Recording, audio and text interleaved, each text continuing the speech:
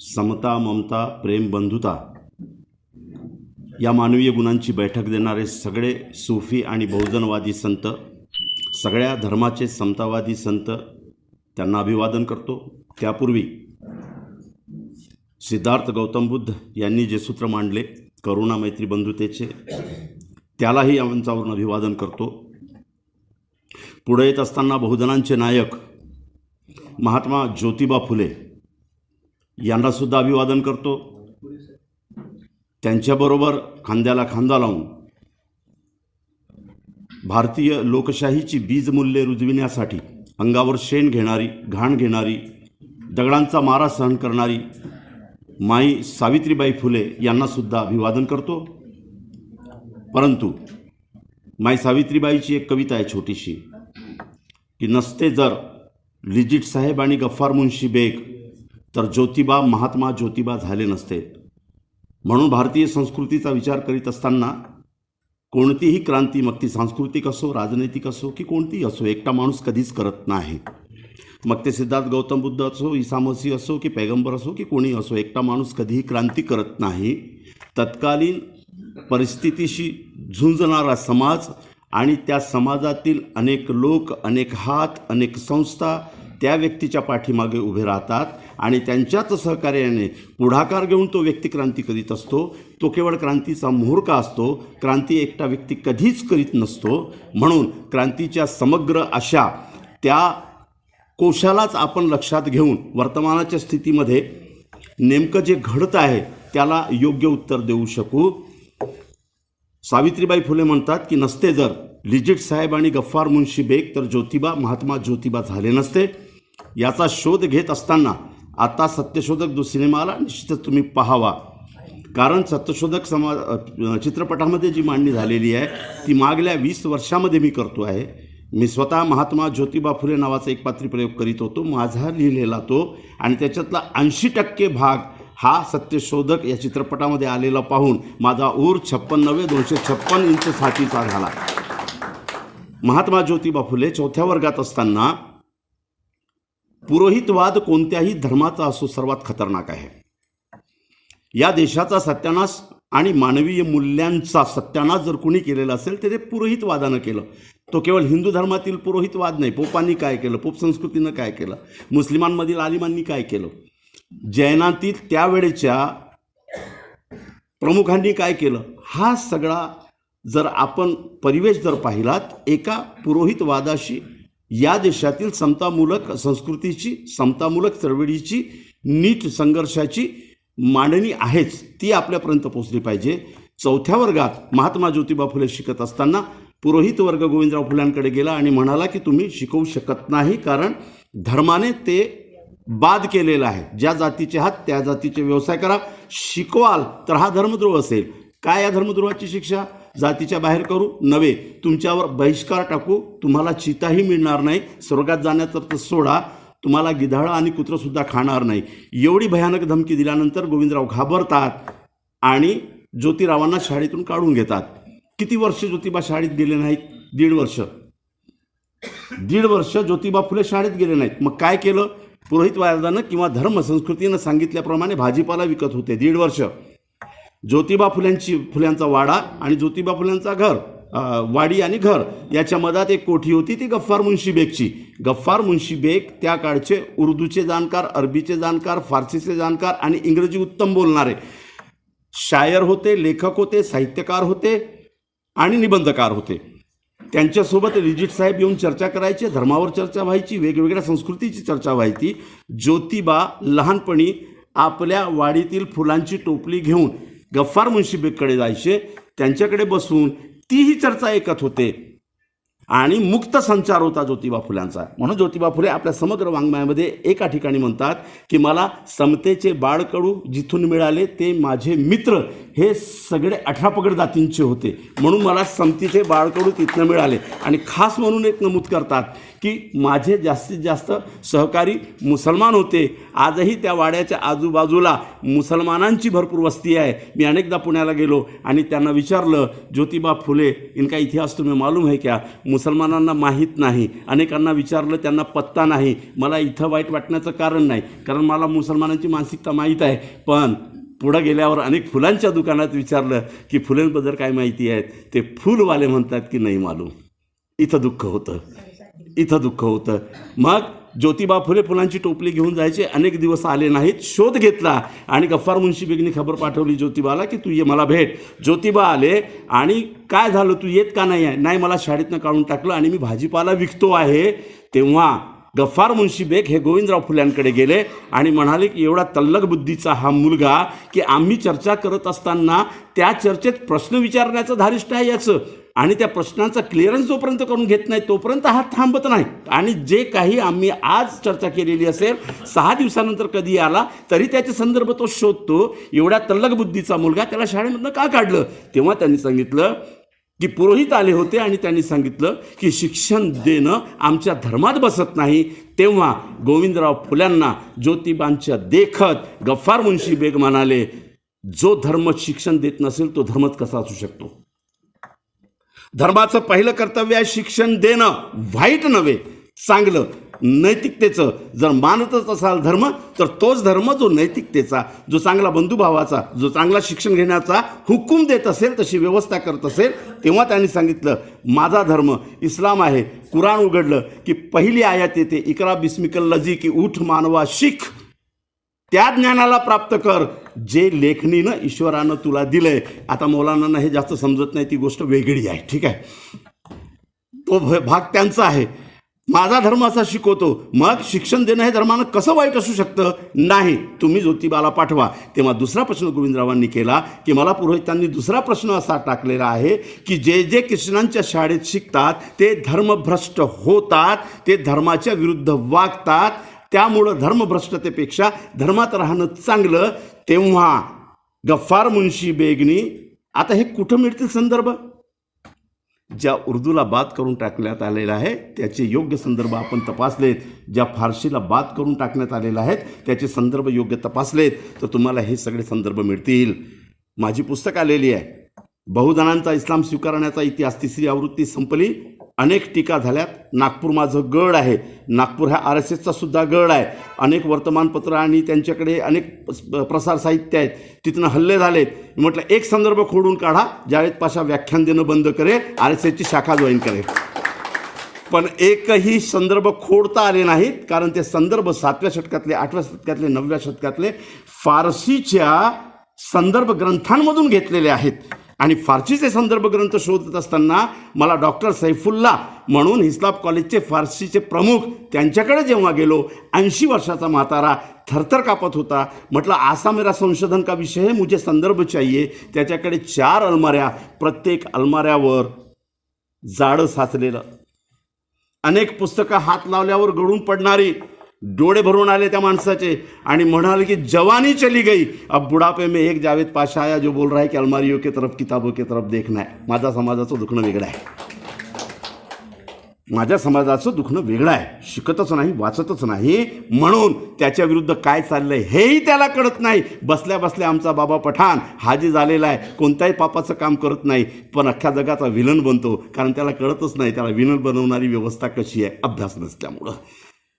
ते म्हणले सैफुल्ला साहेब की पहिल्यांदा तुम्ही आलात, चला शोधूया. त्यांनी 3 ते 4 महिने बसून फारसीचं हिंदीमध्ये भाषांतर करून ते संदर्भ मी दिलेत.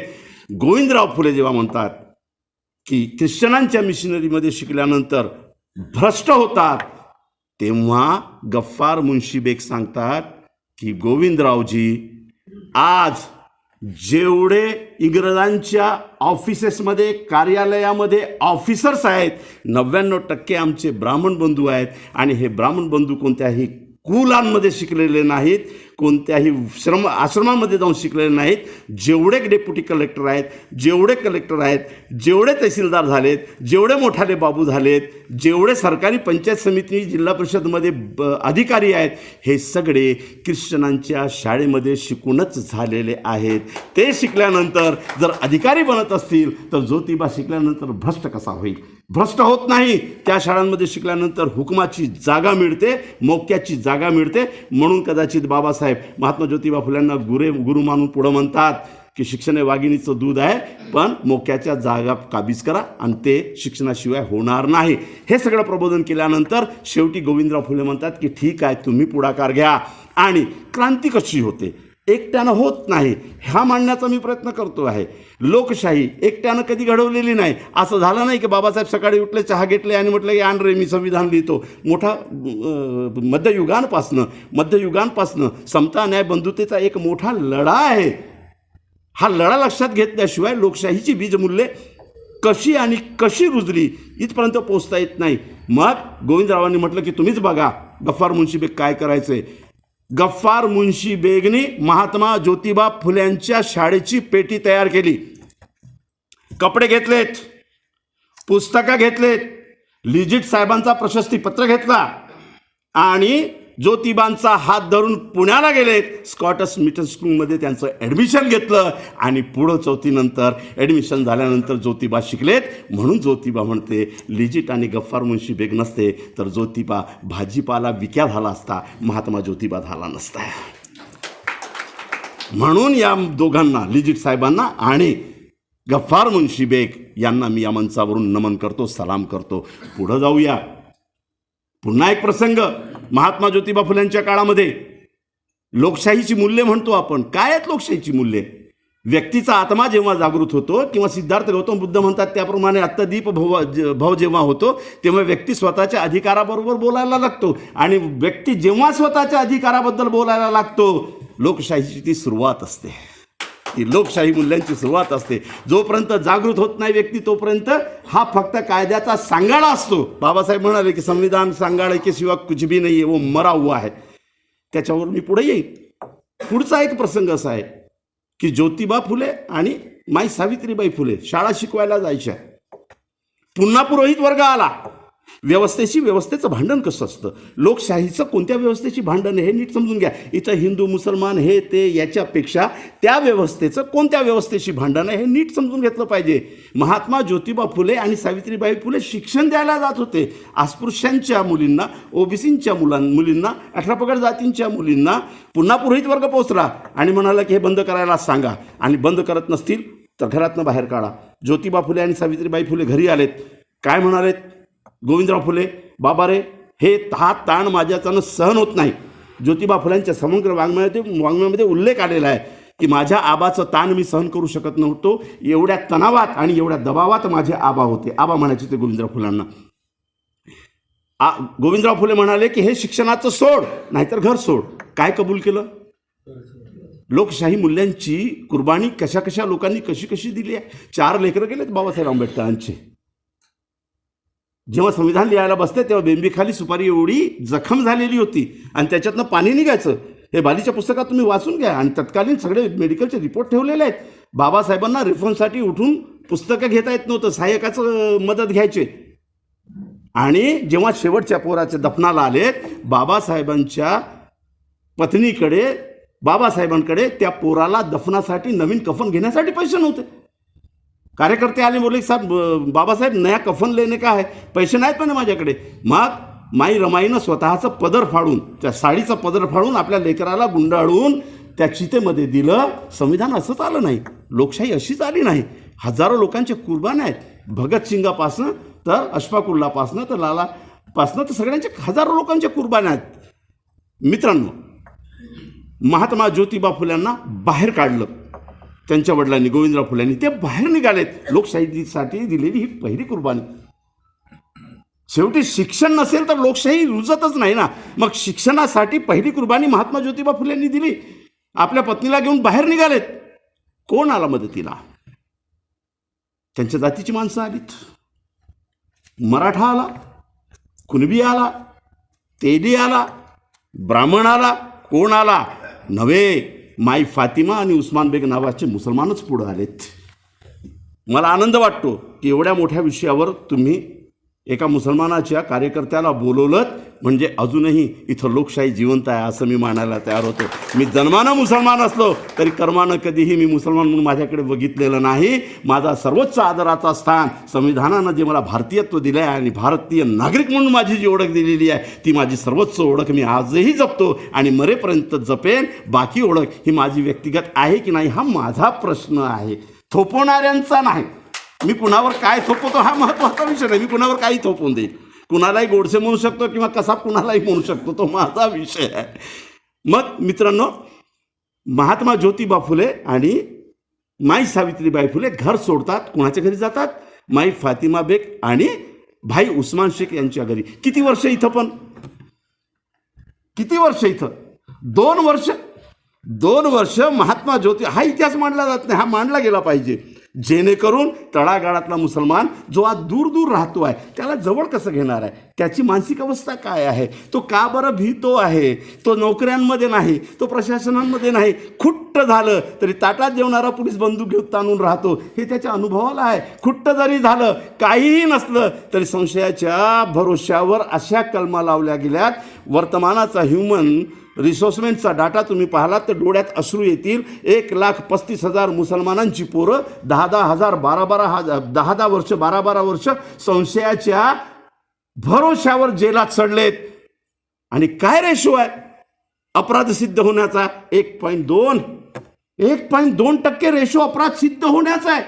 म्हणजे 99% मुसलमानच्या पोरांना जे जेलात घातलं आणि 10-10 15-15 वर्ष त्यांची तारुण्य गेलं, त्यांचं आयुष्य गेलं, त्यांचा संसार गेलं. मग या समाजाची मानसिकता कशी आहे हे समजून घेऊन त्याचे मोठे भाऊ म्हणून मुस्लिमेतर लोकांना नीट त्याला हँडल नाही केलं तर या देशातील लोकशाही मारण्यासाठी जी व्यवस्था आज तुमच्या माझ्या अंगावर आलेली आहे त्याचं राखीव कुरण आहे मुसलमान.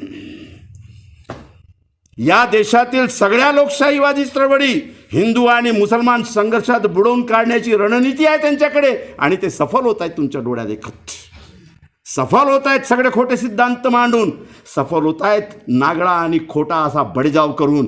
कारण मुसलमानांना नीट हँडल करण्यासाठी बहुजन समाजानं आपले डोळे कान उघडून त्या समाजाकडे नीट बघितलं पाहिजे. हे त्या समाजातील सदस्य म्हणून बोलतो मी. मग गफ्फार मुन्शी बेग, नंतर फातिमा शेख आणि भाई उस्मान शेख यांनी 2 वर्ष महात्मा ज्योतिबा फुल्यांना आपल्या घरी ठेवला. आणि पहिली शाळा हे सन्माननीय भिडेंच्या वाड्यात नव्हे, पहिली शाळा या देशातील महिलांची ही माई फातिमा आणि उस्मान शेख ज्या ठिकाणी गाद्या विणत होते, ज्या ठिकाणी बोथऱ्या विणत होते त्या ओसरीमध्ये निर्माण झाली. पहिली मुलींची शाळा त्या उस्मान शेख आणि फातिमा शेखच्या ओसरीमध्ये झाली आणि त्याच्यानंतर सन्माननीय भिडेंच्या वाड्यामध्ये औपचारिकरित्या फॉर्मलरित्या पहिली शाळा उभी झाली. हा महात्मा ज्योतिबा फुल्यांच्यापर्यंत क्रांतीचा हा एवढा आलेख. म्हणून या दोघांनाही मी इथं नमन करतो. मग शेवटी समता आली. लोकशाहीमध्ये समता आपण बोलतो. समता शब्द असतो, तो व्यवहार कधीही नसतो. समता शब्द असतो, तो व्यवहार कधीही नसतो. या व्यवस्थेमध्ये समतेचा व्यवहार जर आपण नैतिकतेवर सोपवलं तर 4000 वर्षाचा इतिहास आहे माणसाला जनावरापेक्षा वाईट वागवण्याचं. जर नैतिकतेवर आणि धर्माच्या आदेशावर सोडलं तर डुकरांपेक्षाही वाईट स्थिती मानवाची करण्याची इथली संस्कृती आहे. म्हणून नैतिकतेवर आणि बोलबच्चनवर समता सोपवता येत नाही. समतेसाठी कायदेच करावे लागतात आणि या जगामध्ये कायद्याशिवाय समता कधीही अस्तित्वात आली नाही. नैतिकतेनं येणारी समता ही क्षणभंगूर असू शकते, पण कायद्यानं येणाऱ्या समतेला एक स्थायित्वाचा भाव असतो. ज्याच्यावर अन्याय होतो त्याला दाद मागण्याची जागा तो कायदा देतो, त्याला हक्काची जागा हिसकावून घेण्याची किंवा ती मागण्याची किंवा त्याच्यावर चढाई करण्याची ताकद तो कायदा देतो. हे पहिल्यांदा त्यांनी ओळखलं आणि या देशामध्ये पहिल्यांदा या लोकशाहीमध्ये दबलेल्या मागास अविकसित लोकांना धर्माची कोणतीही अट न घालता 50% आरक्षण देऊन शासन प्रशासनामध्ये सहभागितेचा लोकशाहीचा पहिला मूलमंत्र देणारे आरक्षणाचे जनक 1902 मध्ये आरक्षणाचा कायदा करणारे छत्रपती शाहू महाराज यांना सुद्धा या मंचावरून सलाम करतो, अभिवादन करतो. आणि डॉक्टर बाबासाहेब आंबेडकर यांनी लोकशाहीचा लढा फार प्रचंडपणे लढलेला आहे. वेळेची मर्यादा बाकी लोकांना घेत नाही. डॉक्टर बाबासाहेबांचा लढा हा खूप मोठा राहिलेला आहे. लोकशाही म्हणजे काय, अनेक व्याख्या केलेल्या आहेत. त्याच्यात बाबासाहेब आंबेडकरांची सुंदर व्याख्या आहे. त्या व्याख्यांमधला मी जे आहे, तिकडे जाण्यापूर्वी मंचावर उपस्थित दोन्ही आमचे मित्र शिवदास साहेब, ज्यांनी वारंवार फोन करून माझं लोकेशन घेतलं, सर लोकेश सर आणि उपस्थित सर्व मंडळींनो, आमचे बाबा पठाण, ताहिरा शेख आणि इतर सगळी मंडळी, अरुण गवडेरावजी गेलेत. मित्रांनो, बाबासाहेबांच्या लोकशाहीच्या व्याख्यामध्ये आहे, मते मांडण्याचा अधिकार म्हणजे लोकशाही. सोप्या भाषेत जाऊया आपण. मते मांडण्याचा अधिकार, याचा अर्थ मते खोडण्याचाही अधिकार येतो. मते मांडण्याचा, मते खोडून काढण्याचा आणि त्याच्यातून नवसृजनशील मतांची नवी प्रतिकृती समोर येण्याची प्रक्रिया म्हणजे लोकशाही. कोण थांबवतं याला? हा सगळा विचाराचा आपण आलेख घेतला पाहिजे की लोकशाही म्हणजे नेमकी काय आली आपल्याकडे. बाबासाहेब आंबेडकर जेव्हा गांधींशी भांडतात तेव्हा गांधींशी म्हणतात की गांधीची मला मातृभूमी नाही. लोकशाही म्हणजे फक्त कायद्याचा सांगाडा नव्हे किंवा कायद्याचा एक फ्रेम म्हणजे लोकशाही असं नव्हे. बाबासाहेब म्हणतात की जे संविधान मी बनवलेलं आहे त्यापासून मी संतुष्ट नाही. लोकशाहीकडे नेणारी ती एक पाऊल वाट आहे, तो राजमार्ग म्हणत नाही. आणि एके ठिकाणी तो उद्वेगाने म्हणतात बाबासाहेब आंबेडकर कि मुझे अगर चांस मिला तो मैं इस संविधान को जला दूंगा. एवढ्यावर ते थांबत नाही. कारण काय, मग जला दूंगा याचा अर्थ त्यांना लोकशाही नको आहे असं नाही आहे. ते म्हणतात की मैं इसको जला दूंगा और नया वो संविधान बनाऊंगा जिसमें मुझे मुकम्मल लोकशाही दिखाई देगी. म्हणजे मी जे कायदे बनवू इच्छित होतो ते कायदे न बनवल्यामुळे लोकशाही नावाची संस्कृती जी भारतीय लोकांमध्ये स्वातंत्र्यानंतर मिळायला पाहिजे होती ती कितपत मिळेल याबाबत मी साशंक आहे.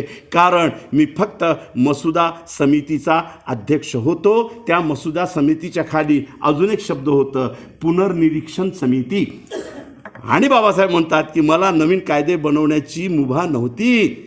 कायद्याचा ड्राफ्ट ऑलरेडी बनवून माझ्यापर्यंत यायचा किंवा कायद्या जी संसदेनं स्थापित केलेली जी संविधान समिती होती ती 3 लोकांकडनं हँडल होत होती. पंडित जवाहरलाल नेहरू, राष्ट्रपती राजेंद्र प्रसाद आणि सरदार वल्लभभाई पटेल यांच्याकडे ते ड्राफ्टिंग जायचं. तिथून बनून यांच्याकडे यायचं. कारण बाबासाहेब ज्या समितीचे अध्यक्ष होते ती मसुदा समिती पुनर्निरीक्षण समिती होती. आलेल्या सगळ्या ड्राफ्टला कायद्याच्या भाषेत बनवायचं, कायद्याच्या भाषेत मांडायचं एवढंच बाबासाहेबांकडे होतं. पण तेही करत असताना बाबासाहेब म्हणतात की मैंने जब इसमें दुरुस्ती करके कुछ नया रखा तब वो नकार दिया गया और मैं इतना मजबूर था कि मुझे जो है उसमें भी मैं कितनी लोकशाही ला सकता हूँ, उसमें भी मैं कितना प्रजातंत्र डाल पाता हूँ, इतना मेरे हाथ में था, मैंने उतना किया. म्हणून ते उद्वेगाने म्हणतात की मी केवळ भाड्याचा घोड्याचा टट्टू होतो. हे बाबासाहेबांची वाक्य आहेत. कारण मला जे पाहिजे होतं ते बनवलं नाही. आज जे चित्र आपल्या पुढं उभं राहतो आहे त्या चित्राची नेमकी मांडणी काय होती. बाबासाहेब आंबेडकरांना जातीच्या पलीकडे, मी मेश्रामच्या लाईन ऑफ ॲक्शननं बाबासाहेबांकडे बघत नाही, मी गजबीच्या ॲक्शननं कधीच बघत नाही, जन्मजात बाबासाहेबांच्या रक्ताचा म्हणून कधीच बघत नाही.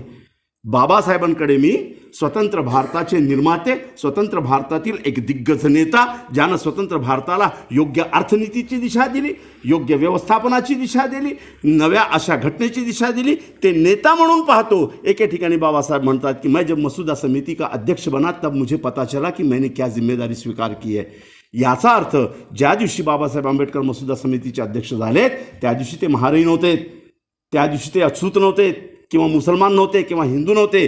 त्या दिवशी स्वतंत्र होणाऱ्या भारताच्या समग्र नागावलेल्या 99-90% समाजाचे पितृतुल्य नेते म्हणून ते बसलेले होते. आणि या नागावलेल्या समाजाला जी व्यवस्था नागावते तिच्या विरोधातील लोकशाहीवादी कायदे निर्माण करण्याची जबाबदारी म्हणून पितृतुल्य म्हणून ते बसलेले होते. लक्षात घ्या, मोठी मजेशीर गंमत आहे की ज्या दिवशी 1947ला भारत स्वतंत्र झाला त्या दिवशी भारत सरकारच्या अखत्यारीत असलेली जमीन ही जवळपास 80% होती. भारत सरकारच्या अखत्यारीत जागीरदाराच्या याच्या त्याच्या सोडा, बाबासाहेबांनी एक महत्त्वाचा कायदा बनविलेला होता, जो नंतर सिलिंगच्या रूपानं तुकड्यात तुकड्यात आणण्यात आला होता. पण बाबासाहेबांचा कायदा हा वेगळा, त्याच्या अनुषंगानं आलेला सिलिंगचा कायदा हा वेगळा. बाबासाहेब लोकशाहीची मूल्ये मांडत असताना म्हणतात की जोपर्यंत लोकांना जबाबदारी, सहभाग आणि प्रतिनिधित्व मिळणार नाही तोपर्यंत लोकशाही संस्कृती उभीच राहणार नाही. आणि याच्या आडवी येते ती या देशातील ठाण मांडून बसलेली धर्मसंस्कृती. ठाण मांडून बसलेली धर्मसंस्कृती 3 गोष्टी देऊ इच्छित नाही. प्रतिनिधित्व देऊ इच्छित नाही, सहभाग देऊ इच्छित नाही. याच्या विरोधात जर लोकशाही आणायची असेल तर या मूल्यांची कायद्याच्या अनुषंगानं मांडणी झालेली पाहिजे. म्हणून सर्वात प्रथम माणसाच्या उत्थानासाठी लोकशाही रचनेमध्ये 3 गोष्टींची गरज असते. स्वतःचं उत्थान करायचं असेल तर जमीन लागते, स्वतःचं उत्थान करायचं असेल तर व्यवसाय लागते, आणि स्वतःचं उत्थान करायचं असेल तर प्रशासकीय यंत्रणेमध्ये नोकऱ्या लागतात. हे 3 उत्थानाच्या गोष्टी आहेत. आणि बाबासाहेब म्हणतात की नागावला गेलेला समाज हा भूमिहीन आहे. नागावला गेलेला समाज हा भूमिहीन आहे. 1936मध्ये 35-36मध्ये पहिली निवडणूक होते आणि पहिली जनगणना जेव्हा होते तेव्हा या देशातील 78 लोकांच्या समोर मजूर हा शब्द आलेला आहे. बाबासाहेब आंबेडकरांनी 1935मध्ये स्वतंत्र मजूर पक्ष का बनवला याच्या इतिहासात पुढे जाईल जर वेळ मिळाला तर. बाबासाहेब आंबेडकर कुणाचे प्रतिनिधित्व करू इच्छित होते? अस्पृश्यांसाठी नव्हे. स्वतंत्र मजूर पक्ष जेव्हा बाबासाहेबांनी बनवला तेव्हा त्यांच्यासमोर इंग्रजांनी केलेली जनगणना होती आणि त्याच्यात 78% जनता मजूर म्हणून उल्लेखित आलेली होती. शेती व्यवसायातील मजूर, वेगवेगळ्या याच्यातील मजूर, मजूर म्हणजे स्थायी उत्पन्न नसलेला भारतातील समाजसमूह, याची संख्या 78% त्या जनगणनेमध्ये नमूद केलेली आहे. त्यांचं नेतृत्व म्हणून बाबासाहेब आंबेडकर स्वतंत्र मजूर पक्ष बनवतात आणि मग स्वतंत्र भारताच्या रचनेमध्ये, संविधानामध्ये एक कलम घालू इच्छितात. 80% जमीन जी सरकारी मालकीची आहे त्याचं वितरण भूमिहीन असलेल्या, शेतीहीन असलेल्या परंतु राबणाऱ्या समाजामध्ये वाटण्यात यावी. ती जमीन कोणत्याही परिस्थितीमध्ये पुंजीवादी, सरंजामदार किंवा कानखारदार लोकांना देता कामा नये. तेव्हाच लोकशाही या देशामध्ये बळकट होईल आणि सगळ्या लोकांचा सहभाग होऊन ज्याला खरी देशभक्ती म्हणतो ती उभी राहील. काय झालं? 1947 नंतर 2014मध्ये हे सर्व यंत्रणा बदलण्यापूर्वी या देशातील 58% जमीन वाटण्यात आलेली होती. 2014 ते 2023पर्यंत फक्त सरकारी मालकीची 16% जमीन राहिलेली आहे, बाकी सगळी वाटप झाली आहे. म्हणून लोकशाही कशी कशी कशी कशी संपवण्याचे घाट केवळ हिंदू मुस्लिम दंग्यामध्ये ती संपत नाही. त्याचे इन रूट्स कसे आहेत हे आपण तपासून पाहिले पाहिजेत नीट. आता महात्मा ज्योतिबा फुले यांना गुरु मानतात डॉक्टर बाबासाहेब आंबेडकर, उगीच नव्हे. आणि महात्मा ज्योतिबा फुले कोण? ज्यांनी आपल्या कंपनीची देखरेख करण्यासाठी 2-2 CA किरायानं ठेवलेले होते. तुम्हाला माहिती आहे, उत्कृष्ट उर्दू येत होती महात्मा ज्योतिबा फुल्यांना. खडी बोलीमधले त्यांचे पत्र आहेत, हिंदी खडी बोली, इंग्रजी उत्तम, मराठी उत्तम. आणि किती वाचन त्यांचं, खूप वाचन होतं. म्हणजे अडाणी नव्हते, उत्तम असे जाणकार, उत्तम भाष्यकार, उत्तम साहित्यकार, उत्तम निबंधकार, उत्तम नाटककार. एवढंच नव्हे, उत्तम कवी आणि उत्तम जलसेकार हे महात्मा ज्योतिबा फुले होते. बहुजनांचा आधुनिक लोकशाहीकडे जो जलसा न्यावा लागतो त्या जलसाची सगळी उपाययोजना महात्मा ज्योतिबा फुल्यांकडे होती. महात्मा ज्योतिबा फुले 1885मध्ये जेव्हा नॅशनल काँग्रेस बनतात तेव्हा पहिल्यांदा म्हणतात ही कसली नॅशनल काँग्रेस. आणि महात्मा ज्योतिबा फुले नॅशनल म्हणजे राष्ट्रीय संस्कृती म्हणून डेफिनेशन मांडतात पहिल्यांदा 1885मध्ये. काय म्हणतात ते? इंग्रजांच्या व्यवस्थेमध्ये मलाई खाणाऱ्या लोकांनीच आणि त्यांच्या चिल्ल्यापल्ल्यांनीच आणि इंग्रजांच्या सगळ्या व्यवस्थेमध्ये गरिबांना, शेतकऱ्यांना लुटून खाणाऱ्या शेठजी, भटजी, लालजी यांनीच मिळून बनवलेली ही नॅशनल काँग्रेस ही नॅशनल असूच कशी शकते? नॅशनल तेव्हाच होणार जेव्हा त्याच्यामध्ये 18 पगड जाती, कुणबी, माडी, तेली, महार, मांग, चमार, मुसलमान, ईसाई इत्यादी सर्व आदिवासी या लोकांचा सहभाग आणि प्रतिनिधित्व झाला तरच ती नॅशनल होणार आणि त्यालाच नॅशनल संस्कृती म्हणता येईल, अन्यथा ती नॅशनल होणार नाही. बघा महात्मा ज्योतिबा फुलेंची राष्ट्रीय संस्कृती म्हणून काय मांडणी आहे 1885मध्ये, आणि त्या काँग्रेसला ते विरोध करतात. तेव्हा महात्मा ज्योतिबा फुले. पुढं सरकूया. शिक्षणाच्या मॅकॅलेच्या सिद्धांताला खोडून काढणारा पहिला बहाद्दर आपल्या देशातील हा महात्मा ज्योतिबा फुले. झिरपण्याचा सिद्धांत आणला आणि ब्रिटिशांनी तो कायद्यानं लागू केला. तेव्हा विरोधात कोण उभे राहिलेत? महात्मा ज्योतिबा फुले. निवेदन दिलं आणि म्हटलं की हा झिरपण्याचा सिद्धांत हा मनुस्मृतीचा सिद्धांत आहे. कुठपर्यंत झेप घेतली त्यांनी? त्यांच्या निवेदनात आलंय हा मनुस्मृतीचा सिद्धांत आहे. काय आहे त्या झिरपण्याच्या सिद्धांतामध्ये? ब्रिटिशांची जी शैक्षणिक यंत्रणा त्या काळी लागू झाली त्याच्यामध्ये त्यांनी हा सिद्धांत मांडला. बरं, कोणी तयार केला हा सिद्धांत? महात्मा ज्योतिबा फुलेंनी तेही एक्सपोज केला की इंग्रजांना भारतात शिक्षण द्यायचं आहे, तर त्यांनी हे शिक्षण कसं असावं याच्यासाठी प्रकांड पंडित म्हणून ज्यांची निवड केली त्या प्रकांड पंडितांच्या ग्रंथांनी आधीच बहुजनांना शिक्षण देण्यासाठी मनाई केलेली आहे. त्यांच्याकडनंच ही योजना बनवून घेतली. मग काय होतं त्या योजनामध्ये? झिरपण्याचा सिद्धांत म्हणजे वरच्या पातळीच्या लोकांना संपूर्ण शिक्षण द्या.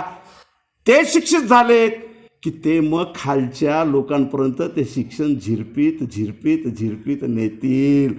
तेव्हा महात्मा ज्योतिबा फुले म्हणतात, अहो ब्रिटिशांनो, 3000 वर्षापासून एवढं झिरपलं या लोकांनी की आमच्या अंगावर कपडेसुद्धा राहिलेले नाहीत, म्हणून तुमचा झिरपण्याचा सिद्धांत या देशामध्ये लागू होत नाही. मी स्पष्टपणे याचा विरोध करतो. आणि पहिल्यांदा लोकशाहीचे बीजमूल्य म्हणून शिक्षणाच्या सार्वत्रिकरणाची मागणी महात्मा ज्योतिबा फुले ब्रिटिश शासनापुढं करतात आणि म्हणतात की शिक्षणाचं सार्वत्रिकरण झालं पाहिजे. शिक्षणाचं सार्वत्रिकरण झालं पाहिजे. आणि शिक्षणाचं सार्वत्रिकरण करताना विद्येविना मती गेली, मतीविना गती गेली हे सगळं मांडत असताना काय मांडतायत ते? लोकशाही जर आणायची असेल तर लोकजागृती झाली पाहिजे, लोकप्रबोधन झालं पाहिजे. आणि लोकप्रबोधन, लोकजागृती ही शिक्षणाशिवाय होऊ शकत नाही. जिथं शिक्षणापासून वंचितच असलेला समाज आहे त्याला मूल्य कळणार काय? म्हणून शिक्षणाचा सार्वजनिकीकरणाचा पहिला सिद्धांत महात्मा ज्योतिबा फुले मांडतात आणि साहित्याला सुरुवात करतात. ब्राह्मणांचे कसब, सत्सार, त्याच्यानंतर तृतीय रत्न, सगळी मांडणी एका मागणं एक येत आहे महात्मा ज्योतिबा फुलेंची. या मांडणीचा केंद्रबिंदू काय आहे? या मागणीचा केंद्रबिंदू मानवमुक्तीचा आहे. आणि महात्मा ज्योतिबा फुले मानवाला दाबणाऱ्या एक एक पैलूला उलगडून सांगतायत आणि मानवमुक्तीचा रेटा मांडत असताना शेवटी ते म्हणतायत की ब्रिटिश असेपर्यंत बहुजनांनी शिक्षण घेऊन मुक्तता करून घ्यावी. कारण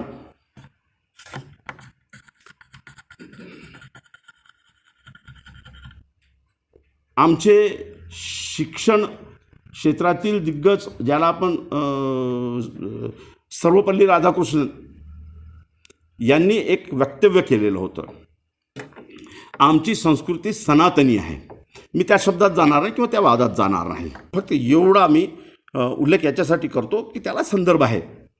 आमची संस्कृती सनातनी आहे. मुघल आलेत, ब्रिटिश आलेत, याच्यापूर्वी अनेक हल्ले झालेत, पण आमची सनातनी संस्कृती कधीही नष्ट झाली नाही. ही टिकून आहे. हे टिकून राहणं म्हणजे आमचं शौर्य आहे असे ते म्हणतात. त्यांना उत्तर देताना बाबासाहेब आंबेडकर काय म्हणतात? बाबासाहेब आंबेडकर म्हणतात की या तर्कामुळं मी जर उत्तर द्यायला गेलो तर विवाद होऊ शकतं. टिकून राहण्याचा जोपर्यंत प्रश्न आहे त्याची क्वालिटी काय आहे? टिकून कोणत्या पद्धतीनं राहिलात? जगण्याचे संदर्भ वेगवेगळे असू शकतात. माणूस जगतो, पण जगण्यात त्याचं स्थायित्व काय होतं? त्याचा मानसन्मान काय होतं? जनावरासारखा जगत होता समूह गुलामासारखा जगत होता की स्वतंत्र व्यक्तीसाठी उभा झालेला तो समाज होता, की व्यवसायासाठी मुक्त झालेला समाज होता, की शिक्षणासाठी मुक्त झालेला समाज होता, की अभिव्यक्तीच नव्हे तर पूजा धर्म यासाठीही मोकळा झालेला तो समाज होता का? मग बाबासाहेब उत्तर देतात की हा जगण्याचा शौर्य जो तुमचा आहे तो षड्यंत्राचा भाग आहे. मग मी आतमध्ये शिरतो तर मला मोठं अजब असं एक नेटवर्क दिसतं, ज्या नेटवर्काचा वर्तमानाशी संदर्भ आहे. वर्तमानामध्ये जे आपल्या देशामध्ये आलेली आहे ती धार्मिक लोकशाही आहे आणि ती 80% यशस्वी झालेली आहे. मी हजला जाऊन आलो होतो. 2015-16 मधला माझा हज आहे. तिथं धार्मिक लोकशाही आहे. इराणमध्ये धार्मिक लोकशाही आहे. लक्षात घ्या. काय असतं धार्मिक लोकशाहीमध्ये? धार्मिक लोकशाहीमध्ये तुम्हाला शिक्षणासाठी बंधन नसतात. धार्मिक लोकशाहीमध्ये व्यवसायासाठी बंधन नसतात. परंतु धार्मिक लोकशाहीमध्ये अभिव्यक्ती स्वातंत्र्य नसतं आणि कायद्यापुढं तुमचं चालत नाही, धार्मिक वर्चस्वाचंच चालत असतं किंवा धार्मिक धर्मगुरू जे म्हणतील त्यांचं म्हणणं अग्रगण्य मानलं जातं आणि त्यांच्या मागून राजसत्ता काम करत असते. नीट लक्षात घ्या. भारतामध्ये जे चाललंय ते धार्मिक लोकशाहीचं आवरण आहे. हे तुम्ही सहज समजू शकता. मला त्याच्यात डिटेल जाण्याची गरज नाही. आहे ना, मी आलो ना, नागपूरवरून सहज आलो ट्रेनमध्ये. जरी ट्रेनमध्ये मुसलमान म्हणून 3 लोकांना त्या आरपीएफवाल्यानं मारलं असेल तरी मी आलो ना ट्रेनमध्ये बसून. जीवात धाकधूक असो काही असो, पण बायको म्हणत होती मैं हूं ना साथ में, झाले को आपण कंप्लेंट कर देंगे. तेवढं तर आहे या लोकशाहीमध्ये. कंप्लेंट करण्याची जागा तर आहे. कंपन्सेशन मागून घेऊ म्हणे तेवढी तर जागा आहे. पण धार्मिक लोकशाहीमध्ये कसं असतं? तेही नसतं. तुम्ही कोणत्याही धार्मिक व्यक्तीच्या विरोधात बोलू शकत नाही. तुम्ही कोणत्याही धार्मिक व्यक्तीच्या विरोधात विश्लेषण करू शकत नाही. तुम्ही टीका करू शकत नाही. तुम्ही धर्मपीठावर टीका करू शकत नाही. धार्मिक गुरूवर टीका करू शकत नाही. धर्मानं जर असंवैधानिक पद्धतीनं संवैधानिक म्हणून मोठं नेतृत्व उभं केलं असेल आणि त्यांना सगळीच यंत्रणा दिल्या जात असेल तरी तुम्ही काही म्हणू शकत नाही. ही धार्मिक लोकशाही असते. धार्मिक लोकशाहीमध्ये एक विशिष्ट व्यवस्था ही वर्तमानाच्या व्यवस्थेच्या वरती चालत असते. हे नीट समजून घ्या. आणि म्हणून ॲडल्ट फ्रँचाईजच्या चर्चेमध्ये के मुंशी होते. बाबासाहेब एका ठिकाणी बोलत होते तेव्हा के मुंशी म्हणाले की साहब तुम पूंजीपतियों का विरोध कर रहे हो, तुम धर्मांध लोगों का विरोध कर रहे हो, तुम कह रहे हो कि आने वाले प्रजातंत्र में ये सब लोग नहीं होना चाहिए, तो ये कैसे लोकशाही होगी तुम्हारी कि तुम पूंजीपतियों को भी कह रहे हो कि नहीं आना चाहिए, धर्मांध लोगों को भी कह रहे हो कि नहीं आना चाहिए.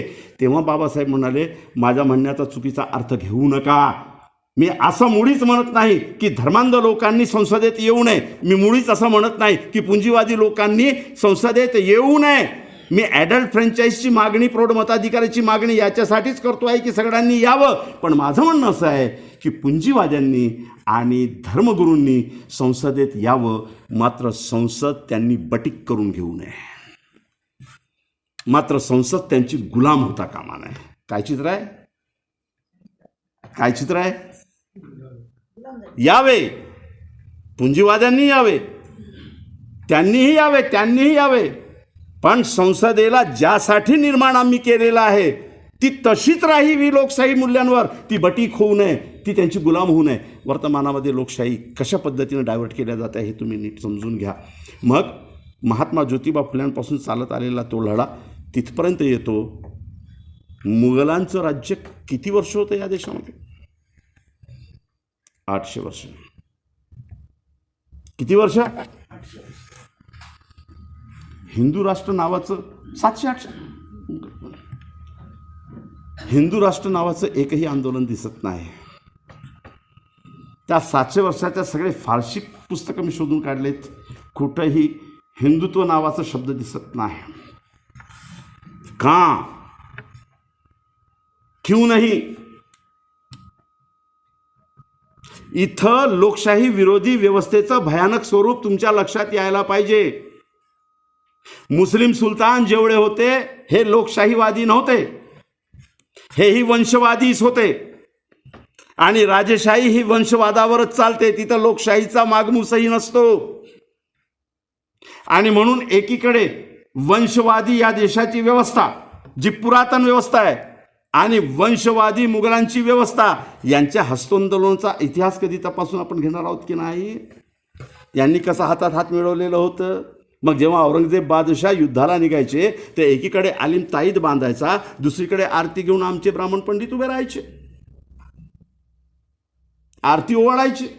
शहाजहांची आरती ओवाळायचे, अकबराची आरती ओवाळायचे आणि विजयी भव म्हणून आशीर्वाद द्यायचे. व्यवस्था कशी कार्य करते? म्हणून 700 वर्ष 800 वर्ष मुघलांच्या काळामध्ये या देशामध्ये धार्मिक रूपानं दंगली झालेल्या दिसत नाही. का झालेल्या दिसत नाही? का झालेल्या दिसत नाही? कुठंच नोंद नाही आहे. 700 वर्षाच्या मुसलमानांच्या, त्या मुघलांच्या, तुर्कांच्या काळामध्ये जातीय दंगली, धार्मिक दंगली झाल्याचा इतिहासच नाही.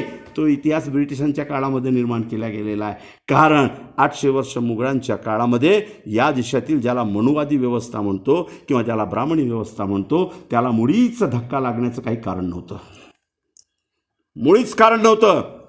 ज्या वेळेस 7व्या शतकामध्ये खंडखळाव ग्रंथ लिहून या देशातील बहुजनांनी सागर ओलांडता कामा नये, सागर ओलांडला तर जिवंत नरकात जाणार, नगरबंदी, व्यापारबंदी, बाजारबंदी त्या खंडखळाव ग्रंथानुसार आमच्या इथल्या पुरोहित वर्गानं जाहीर केलं.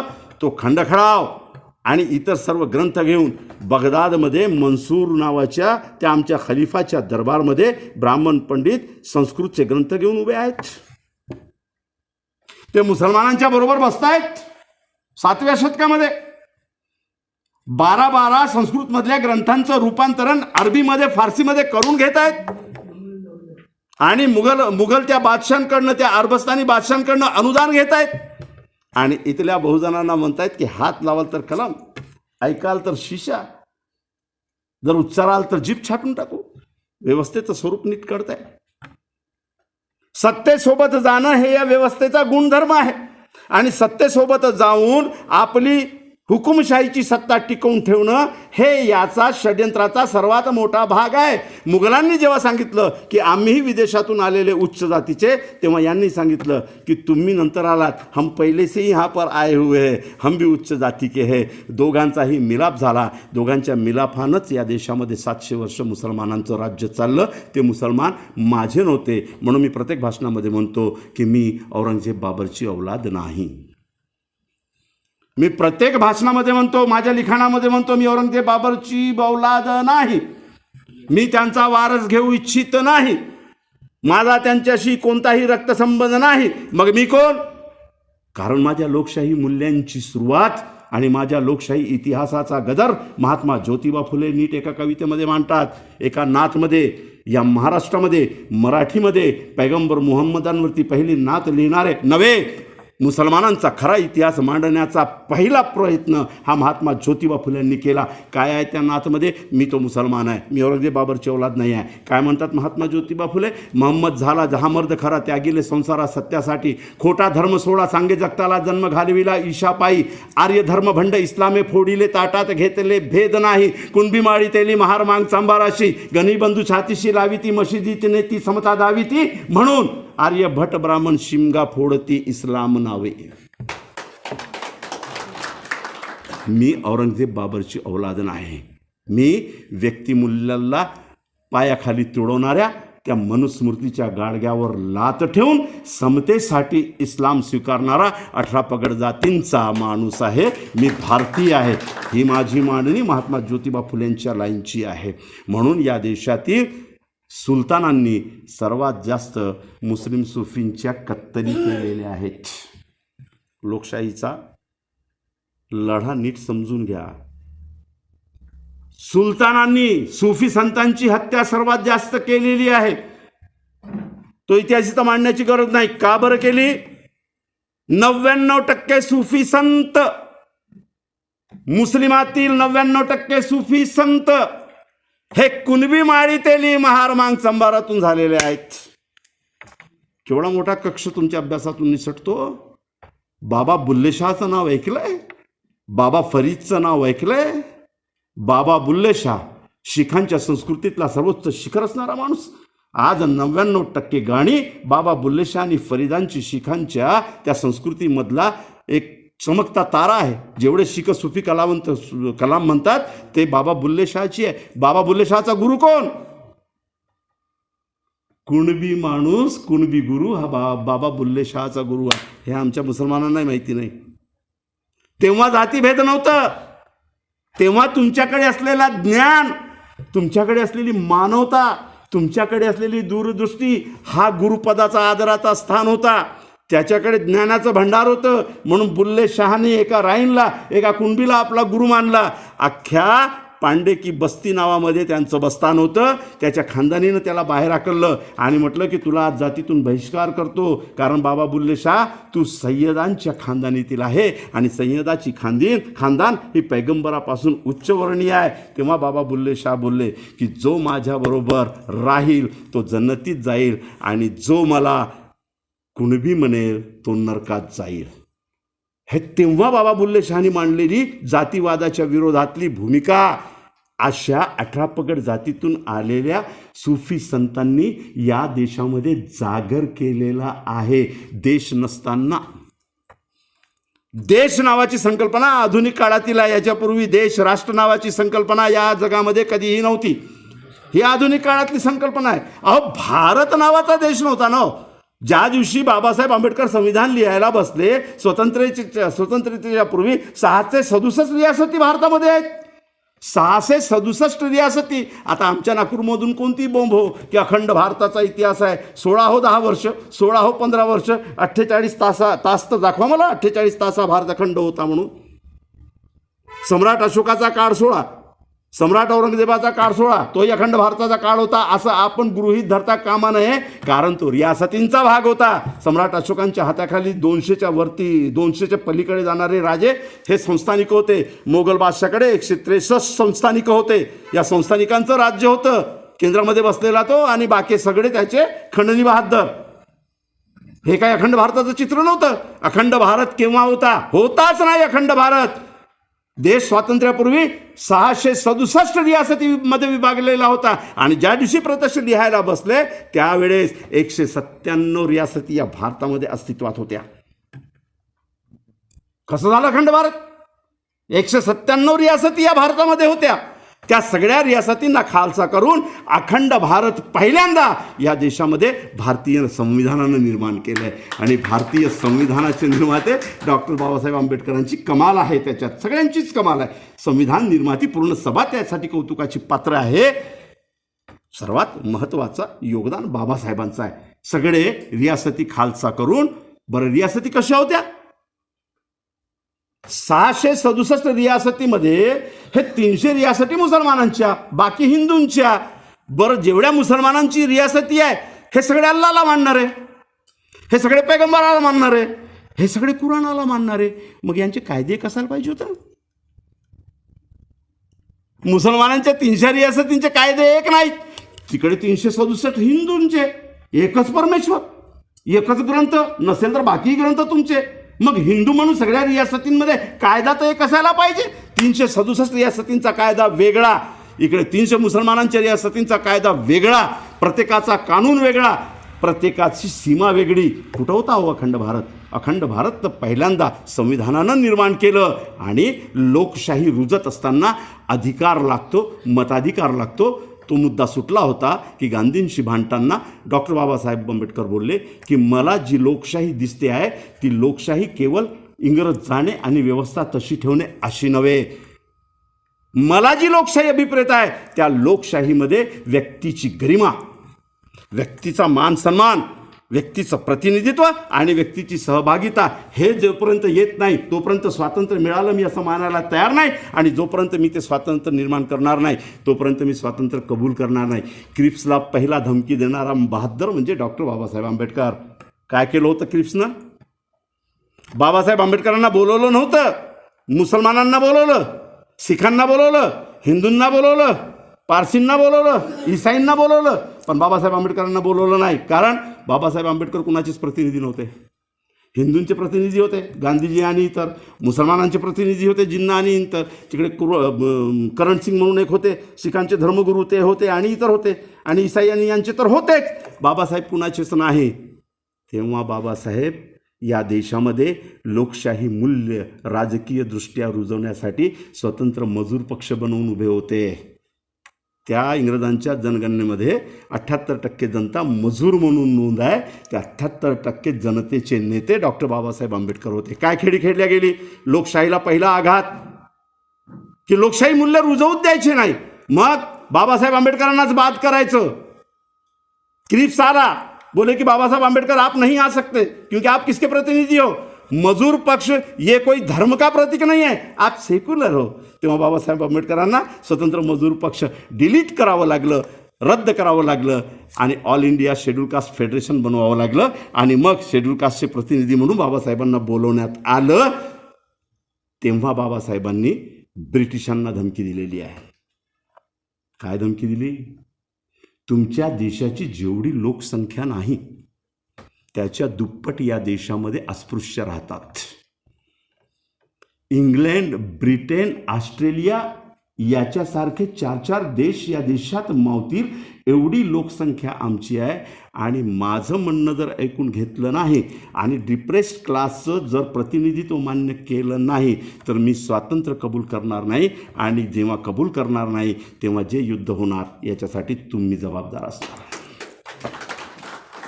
पत्रकारांना विचारलं, डॉक्टर बाबासाहेब आंबेडकर, तुमचं स्वातंत्र्याच्या या सगळ्या प्रत्यक्ष युद्धामध्ये काय काम आहे? डॉक्टर बाबासाहेब आंबेडकर म्हणाले, म्हणजे काय नाही, प्रत्यक्ष म्हणजे हे सशस्त्र युद्ध जे चाललंय इंग्रजांसोबत त्यांच्यामध्ये तुमचं काय योगदान आहे? तेव्हा बाबासाहेब आंबेडकर त्याला हसून बोलले की तुला माझा इतिहास माहीत नाही का? भीमा कोरेगाव नाही माहीत का तुला? आमच्या शौर्याबद्दल शंक कशाला घेतो? आम्ही उतरतो ना, ज्या दिवशी आम्हाला वाटेल त्या दिवशी आम्ही उतरू ना. पण प्रश्न असा आहे की माझ्या एका इशारावर ब्रिटन आणि इंग्लंडपेक्षा दुप्पट असलेली माणसं रस्त्यावर उतरली आणि ब्रिटिशांना हरवून ब्रिटिशांना जर या देशाबाहेर गेली आणि देशाबाहेर केली तर उरलेल्या व्यवस्थेमध्ये आमचा सहभाग काय किंवा उरलेली व्यवस्था कुणाच्या हातात जाईल? इथं माझी लढाई आहे. माझी लढाई केवळ शस्त्राची नाही आहे, माझी लढाई प्रस्तावनेमध्ये जे काही दिलेलं आहे त्याच्यासाठी आहे. भारताच्या संविधानाच्या प्रस्तावनेमध्ये जे दिलेलं आहे ते सहभागाचा मुद्दा माझ्या लढाईचा मुद्दा आहे. म्हणून मी जी लढाई करतो आहे ते या देशातील 18 पगड जातींच्या 80% नागावलेल्या लोकांसाठी लढतो आहे. म्हणून महात्मा गांधीला म्हणाले की मला मातृभूमी नाही. तेव्हा आमचा गोड गैरसमज असा होतो की बाबासाहेब आंबेडकर हे फक्त अस्पृश्यांसाठी बोलत होते की अस्पृश्यांना मातृभूमी नाही. अमित शहाजी आणि मोदीजी सत्तेवर आल्यानंतर भारताच्या लोकशाहीला धार्मिक लोकशाहीमध्ये बदलण्यासाठी त्यांनी 20 ते 22 लाख हे हिंदू बाहेर फेकले गेले. आणि मग ओरड झाल्यानंतर यांनी तो कायदा रद्द केला. महत्वाचा मुद्दा असा की बाबासाहेब आंबेडकर जेव्हा महात्मा गांधींना म्हणतात की मुझे मातृभूमी नाहीये, एनआरसी सीएचं 13वं कॉलम तुम्ही वाचलं होतं काय? एनआरसी सीएचं जे कॉलम दिलेलं आहे त्याची 13व्या कॉलमामध्ये अट अशी होती, जो भारताचा नागरिक नसेल त्याला या देशाच्या कोणत्याही शिक्षण व्यवस्थेमध्ये सहभाग मिळणार नाही, रेशन व्यवस्थेमध्ये सहभाग मिळणार नाही, समाज कल्याण, आरोग्य आणि इतर व्यवस्थेमध्ये त्याला जागा मिळणार नाही, त्याला न्यायालयात जाण्याचा अधिकार राहणार नाही, त्याला पोलीस कंप्लेंट करण्याचा अधिकार राहणार नाही, तो नागरिकच नाही तर नळ, वीज, पाणी, नगरपालिकेची कोणतीही सोय घेण्याचा त्याला अधिकार राहणार नाही. कारण तो नागरिक नाही. नागरिक नाही म्हणून त्याला स्वतंत्र भारतातील कोणतीही भौतिक सुविधा अधिकार म्हणून मागण्याचा अधिकारच नाही. बाबासाहेब आंबेडकर जेव्हा लोकशाहीकडे पाहतात तेव्हा म्हणतात की माझ्या लोकांना मातृभूमी नाही, तेव्हा या देशातील 89% लोकांना मातृभूमी नाही आहे हे बाबासाहेब सांगत होते. हे तुमच्या लक्षात आलं नव्हतं काय? कसं ब्रिटिशांच्या काळात किती लोकांना मतदानाचा अधिकार होता? केवळ 3%. कधी या दृष्टिकोनातून जरा विचार करा की लोकशाही कशी आली, काय? 3% लोकांना फक्त मतदानाचा अधिकार होता. आणि जेव्हा स्वतंत्र भारताच्या पूर्वी निवडणूक झाली 1935 मध्ये तेव्हा एकूण 11% लोकांना फक्त मतदानाचा अधिकार होता. ज्या दिवशी संविधान लिहायला बसले डॉक्टर आंबेडकर त्या दिवशी या भारतातील फक्त 11% लोकांना मताधिकार होता. म्हणजे स्वतंत्र होणारा भारत, त्याचा मूळ निवासी, त्याचा मालक या देशातील फक्त 11% लोक होते. हेच एनआरसी सीए होतं ना की ज्याला मतदानाचा अधिकार नसेल त्याला कोणत्याही भौतिक सुविधा मागण्याचा अधिकारच राहणार नाही. मग फक्त 11% लोकांना मतदानाचा अधिकार होता ना संविधान बनण्यापूर्वी. आज प्रत्येक माणसाकडे मतदानाचा अधिकार झाला ना, ठीक आहे ना. सांस्कृतिक द्वेष म्हणून तुम्ही एका आदिवासी मुलाच्या चेहऱ्यावर लघवी करू शकता हो, पण संविधानानं मतदानाचा मूलाधिकार देऊन जो सिस्टम तुम्हाला दिलं त्या सिस्टम मध्ये आदिवासी मुर्मू नावाची महिला राष्ट्रपती सुद्धा बनू शकते ना. ही लोकशाहीची शक्तीस्थानं कशी आली आपल्यापर्यंत? आज तुम्ही मुसलमानांना ठेचून मारू शकता, तरी मुसलमानाचा कॅलिबर माणसाला तुम्ही डावलू शकत नाही, तो राष्ट्रपती बनतो ना. हे संविधानाचं मूळ, हे आपण लक्षात घेतलं पाहिजे. मग बाबासाहेब आंबेडकर म्हणतात की इथल्या 11% लोकांना फक्त मतदानाचा अधिकार आहे, आणि तो मतदानाचा अधिकार जर बाबासाहेब आंबेडकर नसते तर तसाच सरकला असता. कारण गोलवलकरादी संस्था, सावरकरादी संस्था नवीन संविधान नको म्हणून ओरडच करत होते की संविधान नको, नवीन संविधान नको, गरजच काय. इव्हन बाळ गंगाधर टिळक सुद्धा त्याच भूमिकेचे होते, हेही मांडण्याची गरज आहे. पुण्याजवळ वासीला झालेल्या सभेमध्ये लोकमान्य टिळक स्पष्टपणे जाहीर सभेमध्ये म्हणताय, काय म्हणताय, कुणबीनं संसदेत येऊन नांगर चालवायचं आहे का.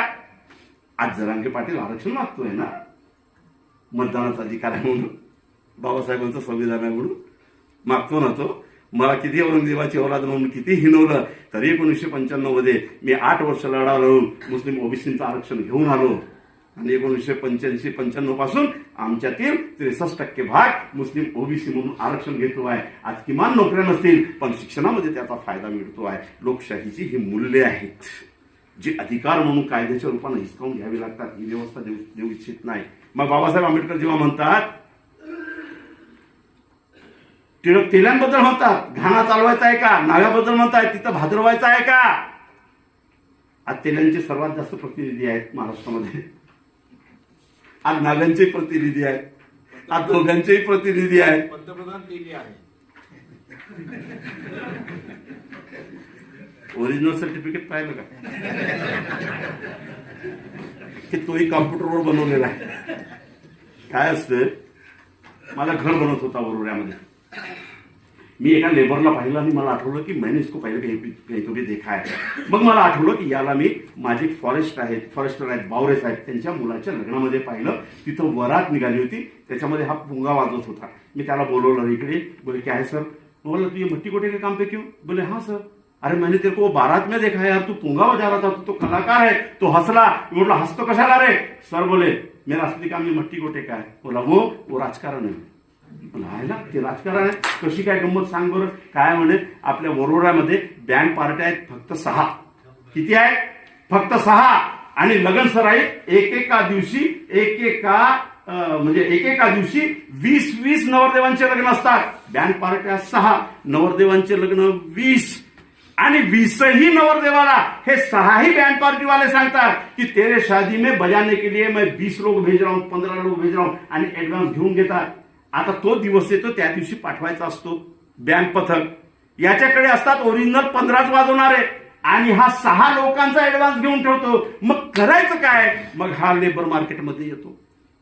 आम्ही सगळे लेबर वाट पाहत असतो की कोई तो भी आएगा काम देगा. याला पाहिल्यानंतर आम्हाला खूप आनंद होतो. म्हटलं का बरं. कारण माटीगोट्याच्या कामाला गेलो तर सकाळी 10 वाजेपासून सायंकाळी 5:30 वाजेपर्यंत घाम गाळायचो. 400 रुपये फक्त मिळतात आम्हाला. पण याला पाहिल्यावर आनंद असा होतो की हा आम्हाला 1000 रुपये देतो. 3च तास वाजवावं लागतं. त्याच्यानंतर जेवायला पण खूप मस्त मिळतं. म्हटलं म्हणूनच तर म्हटलं तुम कलाकार आहे. यही तो राजकारण आहे. कसं हा आमच्यातनं म्हणे 6-7 लेबर निवडतो, आम्हाला त्याच्या ऑफिसमध्ये नेतो. ऑफिसमध्ये बँडचा ड्रेस घालतो, पट्टा घालतो, टोपी ठेवतो, आमच्या तोंडात पोंगा देतो, आजूबाजूला याची माणसं ठेवतो. पोंगा देऊन आम्हाला एकच सूचना देतो, सिर्फ मुंह में पकड़ के मुंह फुगा के रहना, फूकने का नहीं. याच्याशी नाशिकच्या राजकारणाचा काहीही संबंध नाही. सिर्फ मुंह में पकड़ के रहने का, फूकने का नहीं. कभी हवा निकल गई तो बोले वो तो हवा है, वो तो निकलती. फिर एक बार ऐसी छुआ. बोले मैं जा रहा था, बोले अपना मुंह में पकड़ के, बाकी बजा रहे थे, मेरे मुंह से हवा निकल गई. अब सब बजा रहे थे बोले शीला की जवानी, और मेरे इसमें से जो आवाज निकला भो, पूरी बैंड पार्टी डिस्टर्ब. मला बहुत मारा होगा बैंड वाले. नहीं बोले. फिर नया राजकारण. याचा नाशिकच्या राजकारणाशी संबंध नाही. कसलं नया राजकारण. दूसरे दिन फिर बुलाया. बोले पीठ वगैरह सहलाया. बोले होती है गलती, कोई प्रॉब्लेम नाही. पुन्हा पोंगा दिला म्हणे, तशीच सूचना दिली म्हणे, तसाच टोपा दिला म्हणे. यावेळेस मोठं राजकारण केलं म्हणे. म्हणजे काय म्हटलं, वो जो पोंगे में बजने वाली पिपरी रहती ना, वो निकाल डाला म्हणे. म्हणजे मेरे मुंह से हवा भी निघली तर भों करके नाही फुस. राजकारणाशी काही संबंध नाही. फुस. मला लोकांना कळत नाही का रे की तुला वाजवता येत नाही, हेच तर राजकारण आहे म्हणे. म्हटलं कसं? उसके ओरिजिनल लोग इतने बजाते कि लोगों को पता ही नहीं चलता कौन बजा रहा कौन नहीं बजा रहा.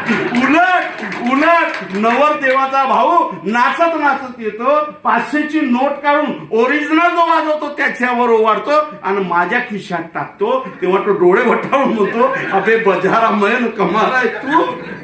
याचा नाशिकच्या राजकारणाशी काय संबंध नाही मित्रांनो. हा असला खेळ सगळा. आपण लोकशाही मूल्यांची नीट मांडणी समजून घेतली पाहिजे. तेव्हा बाबासाहेब आंबेडकर म्हणतात की जोपर्यंत मतदानाचा अधिकार मिळणार नाही तोपर्यंत भारतात लोकशाही स्थापित होऊ शकत नाही. बाबासाहेब भांडले आणि या देशाला प्रत्येक माणसाला मताधिकार मिळालं. या भांडणामध्ये अनेक लोक सामील होते. केवळ बाबासाहेब नव्हते, ते पुढाकार घेत होते. अनेक लोकांनी समर्थन केलेलं आहे. त्याच्यात मुस्लिमांनी सुद्धा समर्थन केलेलं आहे. आणि अशा प्रकारे एका मोठ्या व्यवस्थेशी भांडत असताना कशाला हो 1925 पर्यंत कायद्याने अस्पृश्यता मान्य होती.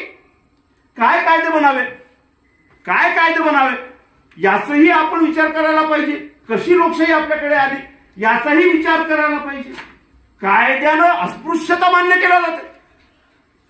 बंगालच्या ब्रिटिश गव्हर्नरचा 1945 ते 46 पर्यंतचा ऑर्डर ठेवलाय. तो ऑर्डिनन्स अजूनही तुम्हाला पाहायला मिळतो. काय आहे त्या ऑर्डिनन्स मध्ये? कोळी, माडी, मछुआरा, कछुआरा, भटियारा, शिकलगार, नदार असल्या 147 जातींची यादी आहे. यांना न्यायालयात प्रवेश नाही कायद्यानं. लोकशाही कशी आली हो आपल्याकडे?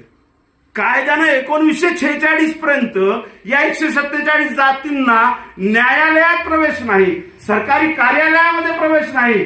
आणि प्रवेश करण्यासाठी प्रयत्न केल्याबद्दल बेंगालच्या हायकोर्टामध्ये केस गेली. ज्यांनी प्रयत्न केला त्यांना 3 महिन्याची शिक्षा न्यायालयानं ठोकलेली आहे की कायद्यात तुम्हाला प्रवेश नसताना तुम्ही प्रयत्न कसा केला. कशी आली? आणि बाबासाहेब म्हणतात की आर्टिकल 32 हा माझ्या लोकशाहीचा आत्मा आहे. काय आहे 32? आर्टिकल 32 हा लोकशाहीचा आत्मा आहे. या भारतातील कोणत्याही माणसाला त्याच्या मूलाधिकाराच्या विरोधात एखादी कृती घडलेली असेल, त्याच्या मूलाधिकाराचा हनन केला गेला असेल, त्याच्यावर अन्याय अत्याचार झाला असेल तर सरळ न्यायालयात दाद मागण्याचा मौलिक अधिकार म्हणजे आर्टिकल 32. कशी आली लोकशाही?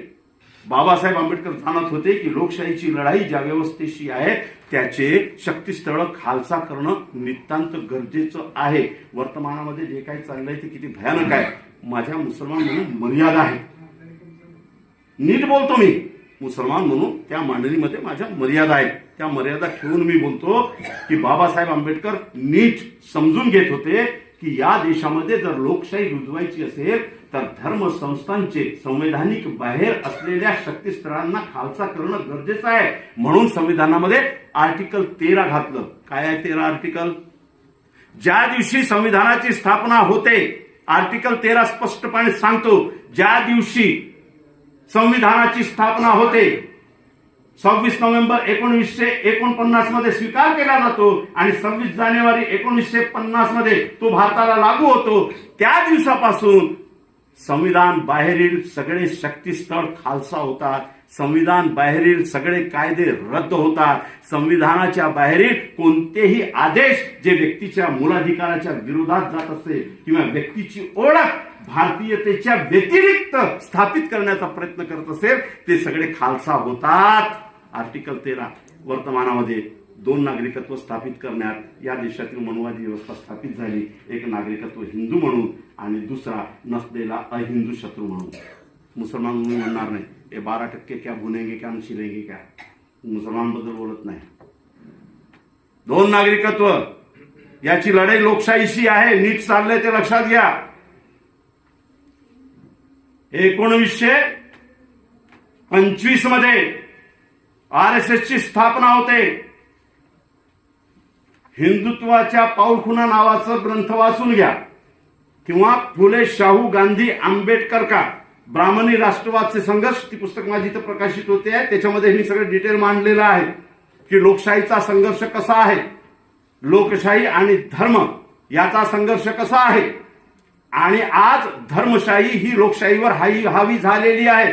संसदेमध्ये कधी अपेक्षित केलेली होती का तुम्ही की ज्यांनी 63 वर्ष महात्मा गांधींचं नाव घेतलं, सेक्युलरिझमचं गुणगान केलं, त्या पक्षाच्या 48 लोकांनी 2014 मध्ये पक्षांतर करून धर्मांध भूमिका स्वीकारली. 48%. 2014 मध्ये भाजपा या देशाला हिंदुत्ववादी राष्ट्र बनवू म्हणून संविधान त्यांच्या मॅनिफेस्टोमध्ये टाकून ते आले. बाबासाहेब आंबेडकर हयातीत होते. 1952ची गोष्ट इम्प्लिमेंट झालं होतं संविधान. गोलवलकर तर संविधानाच्या विरोधात होते. बंच ऑफ थॉट मध्ये 1960-66 मध्ये त्यांनी ते स्पष्ट केलंय. पण बाबासाहेबांच्या हयातीमध्ये जेव्हा संविधान लागू झालं तेव्हा पंढरपूरमध्ये रुक्मिणी मैदानात गिरीशास्त्री यांची जाहीर सभा झाली. 25,000ची सभा होती. काय बोलले ते, सुरुवात कशी आहे. 25,000च्या सभेमध्ये आज 1 लाखाच्या सभेमध्ये मुसलमानांच्या नरसंहाराची घोषणा केली जाते. आज 2 लाखांच्या सभेमध्ये जो हमारा धर्म भूमिका नहीं मानेगा उसको हम यहां जिंदा नहीं रखेंगे म्हणून घोषणा केल्या जातात. आज यहाँ पे रहना होगा तो यही खाना होगा, यहाँ पे रहना होगा तो यही गाना होगा म्हणण्याचं धारिष्ट गेलं. ते चॅलेंजेस केव्हापासून आहे, बाबासाहेब हयातीत होते. जेव्हा बाबासाहेब हयातीत होते 25,000ची सभा घेतली आणि गिरीशास्त्रींनी सुरुवात कशी केली. हमने सुना है इस देश में एक नया संविधान आया है. 1952 रुक्मिणी मैदान पंढरपूर गिरीशास्त्रींची जाहीर सभा. बाबासाहेब मुंबईला आहे, सॉरी दिल्लीला आहे आणि गिरीशास्त्री म्हणतायत हमने सुना है एक संविधान आया है, ये संविधान हमें मंजूर नहीं है. क्यों मंजूर नहीं है? क्योंकि ये संविधान एक अस्पृश्य ने लिखा है. जाहीर सभा. हे बाबासाहेबांवरचे चॅलेंज नव्हते. हे तुम्हाला मला मिळालेल्या मुक्तिदाता संविधानावरील हल्ले होते. हे आपण नीट समजून घेणार आहोत की नाही. बाबासाहेब आंबेडकरांना सोडा, बाजूला ठेवा. तुम्हाला मला मतदानाचा अधिकार देणारा संविधान, तुम्हाला मला व्यापाराची मुक्तता देण्याचं संविधान. अहो 1947 पाळी एका राज्यातून दुसऱ्या राज्यात जात असताना परवाना काढण्याचा अधिकार होता. व्यापार करू शकत नव्हते. मुक्ती नव्हती व्यापारासाठी, मुक्तता नव्हती व्यापारासाठी. भारतात कुठे जाऊन व्यापार करू शकत नव्हते तुम्ही. परवाना काढावा लागत होता. जर परवाना दिला तरच त्या राज्यामध्ये तुम्ही घुसू शकत होते. ती मुक्तता संविधानानं दिली. शिक्षणाच्या मुक्ततेची संविधानानं दिली. स्त्रियांचं स्वातंत्र्य संविधानानं दिलं. हे सगळ्या संविधानानं दिलेल्या आर्थिक मुक्तता करून दिली. हे सगळं करून देत असताना गिरीश शास्त्री 1952 मध्ये म्हणताय की हमें ये संविधान मंजूर नहीं है क्योंकि ये संविधान एक अस्पृश्य ने लिखा है. पुढे पत्रकारांनी विचारलं तुम्ही बाबासाहेब आंबेडकरांना भेटलेत का. म्हणतात नाही. तुम्ही बाबासाहेब आंबेडकर को पहचानते हो क्या. नाही. जगातील 17 बुद्धिवंतांमध्ये त्यांचा अव्वल नंबर आहे. असू दे. ज्याप्रमाणे एखाद्या नालीतून आलेला दूध हा आमच्यासाठी अगदीच म्हणजे निकामी होतो तसं आम्ही बाबासाहेबांकडे पाहतो. हे उत्तर होते त्यांचे. काय वाईट आहे संविधानामध्ये, काय वाईट आहे संविधानामध्ये. शेवटच्या टप्प्यावर येतो आणि संपवतो. काय वाईट आहे संविधानामध्ये. आज जर संविधान वाचणार नसेल तर तुम्ही आणि मी या सभागृहामध्ये बसून बोलण्याची पुढच्या वेळेस तयारी करू की नाही करू हा प्रश्न आलेला आहे. लक्षात घ्या. जो उन्माद या देशामध्ये पसरविला जातो आहे तो उन्माद कधी काळी मुसोलिनीनं पसरवलं होतं. 1914 मध्ये मुसोलिनी जन्माला आला. नेमकं काय घडलं होतं त्या देशामध्ये, नेमकं काय घडलं होतं 90 मध्ये या देशामध्ये, नीट समजून घ्या. ती मांडणीची वेळ नाही. जेव्हा जेव्हा लोकशाहीची व्यक्तिमूल्ये सुदृढ होण्याचा वेळ येतो तेव्हा तेव्हा ही व्यवस्था हल्ला करते. हे तुम्ही नीट समजून घ्या. हा जो प्रोजेक्ट आहे हा प्रोजेक्ट लोकशाहीच्या विरोधात आहे असं मी म्हणणार नाही. पण या प्रोजेक्टमुळे लोकशाही बुडते आहे का याचं नीट आपण अवलोकन केलं पाहिजे मित्रांनो. हे तुम्ही नीट लक्षात घ्या. या देशातील 1925 मध्ये जेव्हा RSS स्थापन होते तेव्हा त्याला मदत करणारे लोक कोण होते. आपण केवळ त्यांनाच घेऊन चाललो तर होणार नाही. कारण आमचे मोहन भागवत साहेब मौलाना इलियास साहेबांना भेटायला गेले. इलियास साहेबांनी जाहीर केलं यांचा आणि माझा डीएनए एक आहे, धर्मराष्ट्र होत असेल तर आम्हाला काही अडचण नाही. लक्षात घ्या ही व्यवस्था कशी काम करते. मौलाना इलियास म्हणतात आणि आता बहुतांशी मौलाना म्हणतायत की धर्मराष्ट्र हो जाएगा तो हमें अडचण नाही आहे. या मूर्खांना माहिती नाही आहे की जेव्हा धर्मराष्ट्र पुष्यशृंग मित्रांनं बनवलं त्यावेळेस 84,000 विहार जाऊन टाकलेत. पुनश्च मनुस्मृती स्थापित झाली आणि त्याची योजना आधुनिक पद्धतीनं ज्या पद्धतीनं ते करतायत त्याचं विश्लेषणाचं आणि त्याचं भाषणाचं एक वेगळं व्याख्यान होईल, त्याकडे मी जात नाही. लॅटरल एंट्री का बरं आणली? मिलिटरीचं केंद्रीकरण करत असताना एक वेगळं पद का बरं निर्माण केलं? आज रायवी आज सगळे कुणाच्या हातात आहेत? आज वर्तमानपत्रांनी एवढी विषारी भूमिका का बरं घ्यावी? कारण 2014 मध्ये जेव्हा हे निवडून आले तेव्हा फक्त 32% होते. 2019 मध्ये जेव्हा निवडून आले तेव्हा फक्त 3% वाढले, 35 पॉईंट समथिंग म्हणजे 36% होते. आज त्यांची स्टॅग्नन्सी 36% आहे आणि त्यांना माहिती आहे की 36 हा आमचा मार्जिनल रेशो आहे. 1% आम्ही वाढू किंवा 1% घटू, याच्या पलीकडे आम्ही जाऊ शकत नाही. अशा वेळेस भारताची लोकशाही धर्म लोकशाहीमध्ये बदलली नाही तर आमची ही जी थांबण्याची वेळ आहे ही नष्ट होईल हे त्यांच्या लक्षात आलं आणि मग त्यांनी एक्सेस पीपलची थेअरी वापरली. काय होतं एक्सेस पीपलची थेअरी? बस एवढं सांगतो आणि रजा घेतो. काय होतं एक्सेस पीपल? एखादा पक्ष जेव्हा देशाच्या वरती आपली विचारधारा प्रमुख मानून देशाला गिळंकृत करण्यासाठी पुढे जातो आणि त्याला निश्चित होते की मी फक्त एवढ्याच मताधिकारापर्यंत जाऊ शकतो, याच्या पलीकडे मी जाऊ शकत नाही, तेव्हा उरलेला समूह हा त्याच्यासाठी एक्सेस पीपल होतो. हे पॉलिटिकल सायन्स मधली स्टॅब्लिश झालेली थेअरी आहे. मी त्याचाही विद्यार्थी राहिल्यामुळं मला ते समजतं. आता या सगळ्या लोकांना ज्यांना मुळात संविधान नको आहे आणि धर्मराष्ट्राकडे ज्यांची वाटचाल चाललेली आहे त्यांच्यासाठी आम्ही जवळपास 65% लोक एक्सेस पीपल आहोत. मग आम्ही काँग्रेसमध्ये असू देत, राष्ट्रवादीमध्ये असू देत, इकडे असू देत, तिकडे असू देत, कुठेही असू देत, पण आपण त्यांच्यासाठी एक्सेस पीपल आहोत. त्यांचा निवडून येण्याचा आणि त्यांचा टार्गेट जो आहे त्याच्यासाठी सत्ता हस्तगत करण्याचा जो त्यांचा फंड आहे तो फक्त 35% लोकांवरती केंद्रित आहे. मग इकडे त्यांना मेहनत करण्याची गरज नाही. हे कोण 35%? या देशातील सगळा भांडवलवादी कारखानदार वर्ग, मोठा ब्राह्मणी व्यवस्थेतील वैश्य कारखानदार वर्ग, याची लोकसंख्या आहे 20%. हा कन्फर्म आहे त्यांच्याशी, हा त्यांच्यापासून दूर जाणार नाही. कारण त्यांच्या व्यवस्थेचा तो मोठा लाभार्थी आहे. अडाणी असाच वरती येत नाही हो, जगातला अव्वल नंबरचा झाला. त्या हिडनबर्गनं एवढं सगळं काढल्यानंतरही पुन्हा देशाचा अव्वल नंबरचा झाला. काल परवा तो रामदेव बाबा बोलला ओबीसी काही भाड नाही, आणि रामदेव बाबाकडे स्वतंत्र 3 देश आहेत, बेट आहेत, बेट म्हणजे देश आहे स्वतंत्र. कुठून आला हा पैसा? काय मेहनत केली यांनी? कुठं नांदेड चालवलं, कुठं चांबारासारखा व्यवसाय केला, कुठं पानटेला चालवलं, काय केलं यांनी? कुणीच विचारायला तयार नाही. अडाणीनं केलं काय? या देशाच्या बजेटच्या जवळपास 80% बजेट त्याच्याजवळ आहे. काय केलं त्यानं? आता ही जी शिफ्टिंग आहे ही 20% लोकांमध्ये झालेली आहे, त्यांचे कन्फर्म आहे. कारण त्यांना आता ही शिफ्टिंग जर निश्चित पुन्हा लांबवायची असेल तर त्यांना भारताला मदत करावं लागतं. राहिले 15% लोक हिंदू मुस्लिम ध्रुवीकरणामधून सहज हिंदुत्वाच्या नावानं त्यांच्याकडे वळतात. असे त्यांचे 35% हे कन्फर्मेशन झालेले वोट आहेत. राहिला आपला 65% लोकांचा. कधी मदरस्यावर हल्ला करायचं, कधी विहारावर हल्ला करायचं, कधी शिखांचं काही ना काही उपटून काढायचं, कधी चर्चवर हल्ला करायचा आणि या सगळ्या समाजाला विस्कळीत करायचं. आणि दुसरीकडे याच समाजामध्ये एवढी फूट पाडून टाकायची की हा समाज कधी एकत्रित यायला नको. 65% विखुरला की 35%वरती आपण येतो. लोकशाही पुढील सर्वात मोठा चॅलेंज आता 2024 मध्ये हा आलेला आहे. कारण लोकशाही मूल्य जे रसातळाला जात आहेत ते रसातळाला जाण्यासाठी 3 शक्ती त्यांच्याकडे आहेत. तर शेवटचं सांगतो आणि रजा घेतो.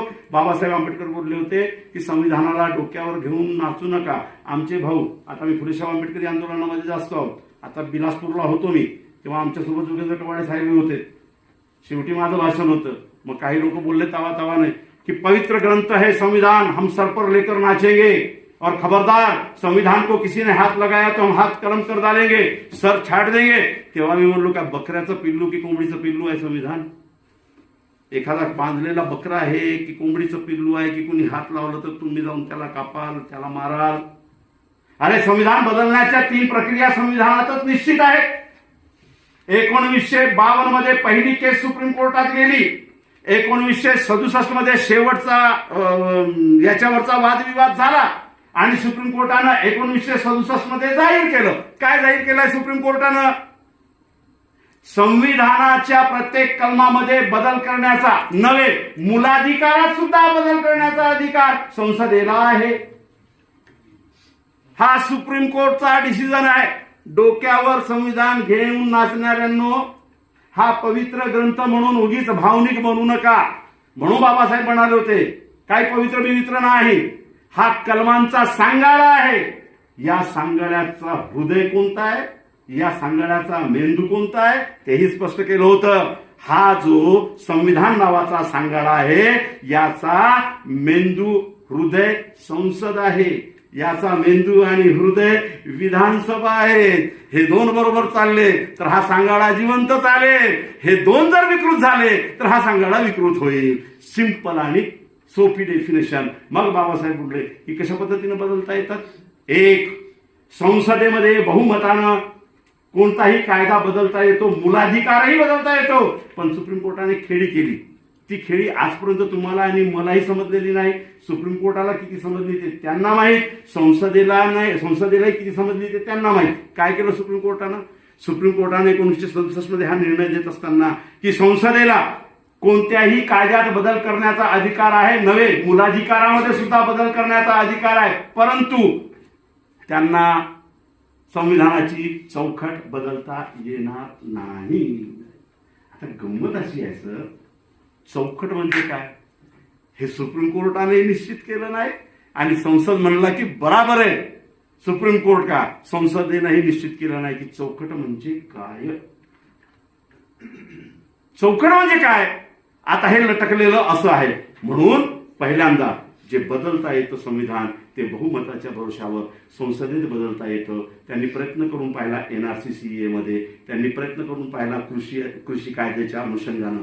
पब्लिक त्यांच्या अंगावर गेली तेव्हा त्यांच्या लक्षात आलं की सरळ बहुमतात असलो तरी संसदेत हे करता येत नाही. कारण काहीही झालं तरी लोकशाहीमध्ये एवढी जागृती निर्माण झाली आहे की पब्लिक डोमेनमध्ये जर आपण मांडलं तर पब्लिक अंगावर येईल. म्हणजे संसदेमध्ये सरळ संविधान बदलता येत नाही. मग दुसरा उपाय, जे कायदे सरळ बदलता येत नाही त्याचे पर्यायी कायदे बहुमताच्या भरोशावर संविधानात टाकायचे. याच्यात ते यशस्वी झाले. 2014 पासून 2023 पर्यंत जवळपास 300 विधेयक, छोटे मोठे कायदे संसदेच्या माध्यमातून या संविधानात टाकण्यात आले. लॅटरल एंट्री, कोणतीही परीक्षा पास न होता डायरेक्ट सेक्रेटरी, जॉईंट सेक्रेटरी, अहो संरक्षण यंत्रणेसारखा नाजूक विभाग, त्या डिपार्टमेंटचा असिस्टंट सेक्रेटरी एका यंत्रनिर्माण कंपनीचा डायरेक्टर बनलाय. काय कमाल आहे. कोणत्या संविधानाला घेऊन नाचता? असली कलम असलेला संविधान, ज्या संविधानाच्या मूळ गाभ्यामध्ये शिक्षणाच्या सार्वत्रिकरणाचं बेसिक मूल्य आहे ते बदलून आज खाजगीकरणाचं संपूर्ण म्हणजे मूल्यच टाकलेलं आहे या संविधानामध्ये. त्या संविधानाला घेऊन नाचायचं का? 128 खाजगी विद्यापीठ या सरकारनं मान्य केली. 232 खाजगी विद्यापीठ मंजुरीसाठी तयार आहेत. सगळे UGC अप्रूव्ड. आणि काहीच तुमच्या हाती उरणार नाही. 2024 नंतर तुम्ही संपणार आहात का?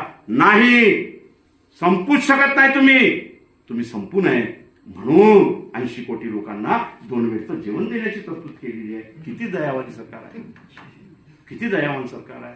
नव्हे, तुम्ही संपू नये म्हणून जन्मजात ज्या जातीमध्ये जन्माला आलात, तुमच्या आई बापांनी, तुमच्या पूर्वजांनी, त्याच्या पूर्वजांनी जो व्यवसाय केलं त्याचे जीन्स तुमच्या अंगात आलेत ना, मग तुम्ही संपू नये म्हणून नव्या शैक्षणिक धोरणामध्ये जातीय व्यवसाय 4थ्या वर्गापासून शिकवणं गडचिरोली सारख्या इलाक्यामध्ये चालू झाले. गोंडांना प्रशिक्षण देण्यात येत आहे. मोहापासून दारू कशी बनवल्या जाते उद्योग केंद्रातील अधिकारी येऊन ती प्रोसेस सांगतायत. संपणारा समाज नाही आहे, पण गोरवरकरांनी वी अँड अवर नेशन मध्ये जे मांडून ठेवलंय त्याची प्रतिकृती लोकशाही समोर उतरलेली आहे. काय मांडलं त्यांनी? We are the martial race. ते म्हणतात की आम्ही मार्शल रेस आहोत कारण आम्ही आर्य आहोत आणि मार्शल रेस असल्यामुळे आम्ही कुणाच्याही अखत्यारीत जाणार नाही. सत्ता करणे, सत्ता गाजवणे हा आमचा जन्मसिद्ध अधिकार आहे. आम्ही ते करू. इतरांनी आमच्या सोबत यावं, नसतील येत तर त्यांना नमवू. प्रत्येकानं प्रत्येकाच्या पायरीवर उभं राहून आपलं स्वायत्त जगावं. ही आहे आधुनिक लोकशाहीकडे चाललेली वाटचाल. आणि कशाच्या भरोशावर? संसद आणि विधानसभेच्या भरोशावर. म्हणून दुसरा अमेंडमेंट संविधानामध्ये जे करता येतं ते असं नवीन कलमा घालून, सगळ्या कलमा घातल्यात, खाजगीकरणाचे कलमा घातल्यात. कधी विचार केला होता का तुमच्या सार्वजनिक कंपन्या विकल्या जातील? काय या सार्वजनिक कंपन्या? लोकशाहीमध्ये तुमच्या प्रतिनिधित्वाचं आणि देशाला सेवा देणाऱ्या संस्थांमध्ये तुमच्या स्वाभिमानाचं प्रतिनिधित्व म्हणजे सार्वजनिक कंपन्या होत्या. त्या सगळ्या खाजगी करून टाकल्यात. अशा प्रकारे नवीन कलमा घालून संविधानाला बदलता येतो. आणि शेवटचा उपाय संविधानाला बदलण्याचा जो मुसोलिनी आणि हिटलरनं नीट पद्धतीनं प्रपोजलच्या रूपानं या देशाला, या जगाला सांगितलाय तो असा आहे की देशामध्ये एवढी भयानक धार्मिक द्वंद्वतेची व्यवस्था निर्माण करा, जातीय द्वंद्वतेची व्यवस्था निर्माण करा की संपूर्ण समाज फक्त आत्मरक्षणाकडे केंद्रित झाला पाहिजे आणि एक दुसऱ्याला एवढा भ्यायला पाहिजे की संविधानामध्ये त्याच्यासाठी काय लिहिलंय याच्याकडे त्याचा लक्ष जाता कामा नये आणि सगळ्या संवैधानिक प्रक्रिया ठप्प झाली पाहिजे. हेच आम्ही मागच्या 6-7 वर्षात बघतो आहे. सगळी संवैधानिक प्रक्रिया ठप्प झाल्यासारखी दिसते आणि आम्ही फक्त धर्म आणि धर्माच्या बागुलबुवात फसलेलो आहोत. हे वर्तमानाचे मोठे चॅलेंज आहेत. ते म्हणतात की हम स्वतंत्रता देंगे. काही कोंबड्या बेडव्यामध्ये बंद होत्या. कोंबड्या माहिती आहे ना, बेडव्यांमध्ये बंद होत्या. खाटी गेला आणि बोलला कोंबड्यांना, अरे तुम्हाला स्वातंत्र्य दिलं. कोंबड्या नाचायला लागल्यात. बोले की कितना अच्छा दिन आया हाजी साहब, कितना अच्छा दिन आया कि मुंडी पकड़ के निकाल के काटता था, आज बोल रहा है मुर्गियों को की तुमको आजादी दी. कोंबड्या थै थै नाचायला लागल्यात आणि त्या खटकाल्या म्हणाला, अरे जरा स्वातंत्र्याचं आंदोलन, स्वातंत्र्याचा आनंद घेऊ दे, जरा या बेडव्याचं दार तर उघड, जरा पिंजऱ्याचं दार तर उघड. तेव्हा तो खाटीक बोलला, नाही पिंजऱ्याचा दार उघडला जाणार नाही. कोंबड्या बोलल्या, पिंजऱ्याचं दार उघडलं जाणार नाही. आणि तू म्हणालास की तुमको आझादी दे दी, स्वतंत्रतेचं आंदोलन घ्या, स्वतंत्रतेचं आंदोलन घ्या. हे कसं काय? तेव्हा खाटीक बोलला की तुम्हाला स्वयंनिर्णयाचं स्वातंत्र्य दिलंय. कोंबड्या बोलल्या की हो, म्हणूनच तर आम्ही स्वयंनिर्णय घेतो की दार उघड राहते आणि आम्हाला बाहेर जाऊ दे. नाही, स्वयंनिर्णय फक्त एवढं घ्यायचंय, तुम्हाला कापायचं हे तर निश्चित, पण कापल्यानंतर तुम्हीच सांगा, हा स्वयंनिर्णय घ्या की तुम्हाला तेलात तळायचे की तुपात तळायचे. हे स्वातंत्र्य तुम्हाला देतोय. वर्तमानाच्या सगळ्या लोकशाहीकडे नीट बघा, नीट बघा. कोरोनाच्या काळामध्ये अब्जो रुपयाचा प्रधानमंत्र्यांचा फंड कुणाला माहितीये इथं कुठे गेला? कॅग मधून बाहेर, अंकेक्षणातून बाहेर. कुठे आहे तो फंड? आणि इंडिया टुडेमध्ये त्यावेळेस इंडिया टुडे खूप रिनाऊन्स होता, खूप आक्रमक होता. तेव्हा त्यांनी एक लेख छापलं, टेंटेटिव्हली किती मिळालं. भारताच्या बजेटच्या बरोबरीचा फंड त्या याच्यामध्ये जमा झाला. आणि त्याच कोरोनाच्या काळामध्ये ग्रामीण क्षेत्रातील 68% उद्योग मेलेत. मी आज द्रुत गती मार्गाने येणार होतो, समृद्धी मार्गानं, कारण लेट होत होती ट्रेन. पण म्हटलं की वेळेवर काढणं बरोबर नव्हे. 700 किलोमीटर आहे. किती? 700 किलोमीटर. नागपूर ते मुंबई 3 तास वाजतात फक्त. जर सपाट्यानं निघालो आपण 3 तास वाजतात. किती आहे त्याचं बजेट? कुणाला माहिती? 70,000 कोटी. 70,000 कोटी. 1 किलोमीटरला किती पडलं? 700. कधी केला हिशोब? कधी गव्हाळाचं लक्षण आलं तुम्हाला? अहो, अमेरिकेच्या सोशल रिसोर्सनं इथली जी इकॉनॉमी चेक केली, तो सांगतो की आमच्या महाशयांनी जे रोड बनवले त्या रोडमध्ये ग्रामीण क्षेत्रातली जवळपास 50% इकॉनॉमी संपली. विकासाचा जो मॉडेल आहे त्या मॉडेलनं 50% ग्रामीण क्षेत्रातली इकॉनॉमी संपवून टाकली.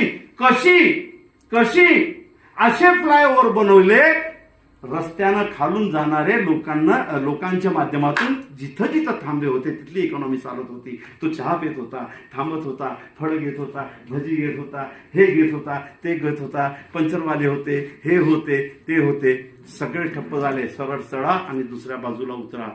ही खालची इकॉनॉमी संपली. मग ही इकॉनॉमी संपत असताना या देशातील हिंदू म्हणून घेणारा 35 कोटी लोक तरुण मेंदून काय होते, काय त्यांची मानसिक अवस्था असेल, कुठं टाकणार आहे यांना नेऊन.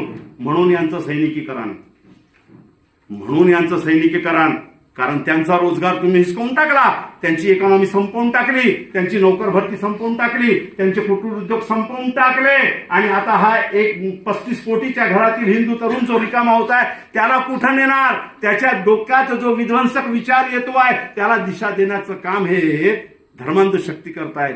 मग धर्मांध शक्तींना शत्रू हवा असतो. शत्रू कोण हेही सांगण्याची आज गरज आहे. लोकशाहीचा मुर्दा याच्या पूर्वीही पाकिस्तान आणि भारताच्या नावानं हिंदू मुसलमानांच्या दंगलीतच गेला. वर्तमानाच्या लोकशाहीचा मुर्दा सुद्धा हिंदू आणि मुसलमानांच्याच भानगडीत हे करणार आहेत. परंतु त्यावेळेस पाकिस्तान आणि हा देश ते एक सशक्त मुसलमान असतील का जातील, पण भारतातील मुसलमान कोण आहेत हे तुमच्या बाजूला राहणारे 12% मुसलमान पैकी त्याच्यापैकी 80% मुसलमानांकडे रोजगारच नाही. जो हाताला मिळेल तो रोजगार करतो. शिक्षण 6%, सरकारी नोकऱ्यांमध्ये 1.5%. पण याला जगातला सर्वात मोठा हिंदू संस्कृतीचा आणि हिंदूंचा शत्रू म्हणून उभं करण्यात हे यशस्वी झाले. याच्यात लोकशाहीचा मृत्यू आहे हे तुम्ही नीट समजून घ्या. म्हणून हे मनातनं पोटातनं जे मांडायला येतो ते आम्ही येतो. मी गडचिरोली सारख्या अत्यंत गरीब अशा इलाक्यात जन्माला आलो, आदिवासी इलाक्यामध्ये. 50 मुसलमानांचं घर. आणि माझा पहिला कविता संग्रह आला कथा संग्रह आला औरंगजेब आणि जोशी. तो जगातल्या 6 देशांमध्ये गेला. काय आहे त्याच्यामध्ये मांडणी. मी जेव्हा रामपुरी शाळेमध्ये गेलो, म्हणजे माझं शिक्षणही अजून झालं. प्राथमिक शाळा रामपुरी, हायस्कूल शिवाजी स्कूल, त्याच्यानंतर कॉलेज महात्मा ज्योतिबा फुले आणि एमफिल डॉक्टर बाबासाहेब आंबेडकर विद्यापीठ. असला हा चढाव आहे. मग प्राथमिक शाळेमध्ये मी जेव्हा रामपूर शाळेमध्ये शिकायला जातो तेव्हा जनगणमन व्हायचं आणि सारे भारतीय माझे बांधव आहेत हा पाठ व्हायचा. आणि मग आम्ही सगळे शिकायचो. मधली सुट्टी झाली की आपापले डब्बे, पॅन्ट असायचा, जर्मनचा डब्बा असायचा, थैली, तेव्हाच आम्ही सगळे खायचो. अफजल खानाचा वध हा पाठ लागला. आणि शिक्षक होते धाईत सर, खूप चांगले सांस्कृतिक कार्यक्रम बसवणारे. आता ते हयातीत नाही, त्यांच्याकडे तो पाठ आला. या पद्धतीनं त्यांनी शिकवला हा पाठ की त्या संपूर्ण 40 विद्यार्थ्यांमध्ये मी फक्त एकच जावेद पाशा नावाचा मुसलमान होतो. त्या 39 विद्यार्थ्यांना त्या दिवशी कळलं की अफजल खान कोण. आणि त्या दिवशी त्यांना कळलं की कालपर्यंत आमच्या ताटात जेवणारा, आमच्या बरोबर आम्ही सगळे बांधव म्हणणारा हा जावेद पाशा अफजल खानाचा वारिस आहे. ज्या पद्धतीनं त्यांनी धायतांनी शिकवलं, ज्या पद्धतीनं मला प्रश्न विचारले, जावेद पाशा म्हणायचे, पाशा अफजल खान मुसलमान होता, कोण होता, मुसलमान होता, शिवाजी महाराजांना मारायला गेला होता, समजलं का, हो, मग त्याचा कोथळा काढला, इकडे इकडे इकडे ऍक्टिंग करून दाखव. आणि तेव्हा अफजल खानाचा वध म्हणून ते दर वर्षाला ती एकांकिका बसवायचे आणि त्याच्यात माझी निवड व्हायची. कोणत्या पोस्टसाठी होतोय तसा ना. एखाद्या वेळेस म्हणालो असेल कदाचित की मी शिवाजी महाराज, तू होऊ शकत नाही, तू अफजल खानच. या लोकशाहीचा मृत्यू, सेक्युलरिझमचा मृत्यू, समता ममताचा मृत्यू बालपणापासून कुठं काढल्या जातोय. आज तर भाजपानं NCERTचा अभ्यासक्रमच बदलून टाकला. धार्मिक शिक्षण तात्विक असेल, धार्मिक शिक्षण सर्वसमावेशक मानवतेसाठी असेल तर ठीक आहे, पण ते शिक्षण देण्यापूर्वी तुम्ही धार्मिक विभाजन करून ते शिक्षण होत असाल तर ते सर्वसमावेशक कसं होणार आहे. या सगळ्यांची बीज मूल्य कुठं आहे आणि आपल्याला कोणत्या व्यवस्थेचा मुकाबला करायचा आहे हे आपण नीट समजून घ्यावं. वेळात वेळ, मला उशीर झाला, रेल्वेकडनं तुमचे आभार मानतो की रेल्वेनं उशीर केला तरी तुम्ही थांबलात. तुमचे आभार मानतो आणि तुमची रजा घेतो. अस्सलाम वालेकुम, नमस्कार, राम राम. तेवढं कशाला सोड. कारण माझा भाऊ रामायणामध्ये आमच्याकडे दंडारी खूप चालायच्या. दंडारी माहिती आहे ना, रामायणाच्या दंडारी वगैरे. तर माझा भाऊ गुलाम हा खूप देखना रामाचा रोल करायचा. हो, आणि त्याच्यातही माझा मोठा भाऊ हा रावणाचा रोल करायचा. माझ्या घरातच राम आणि रावण होते. मी कोण? प्रश्नचिन्ह.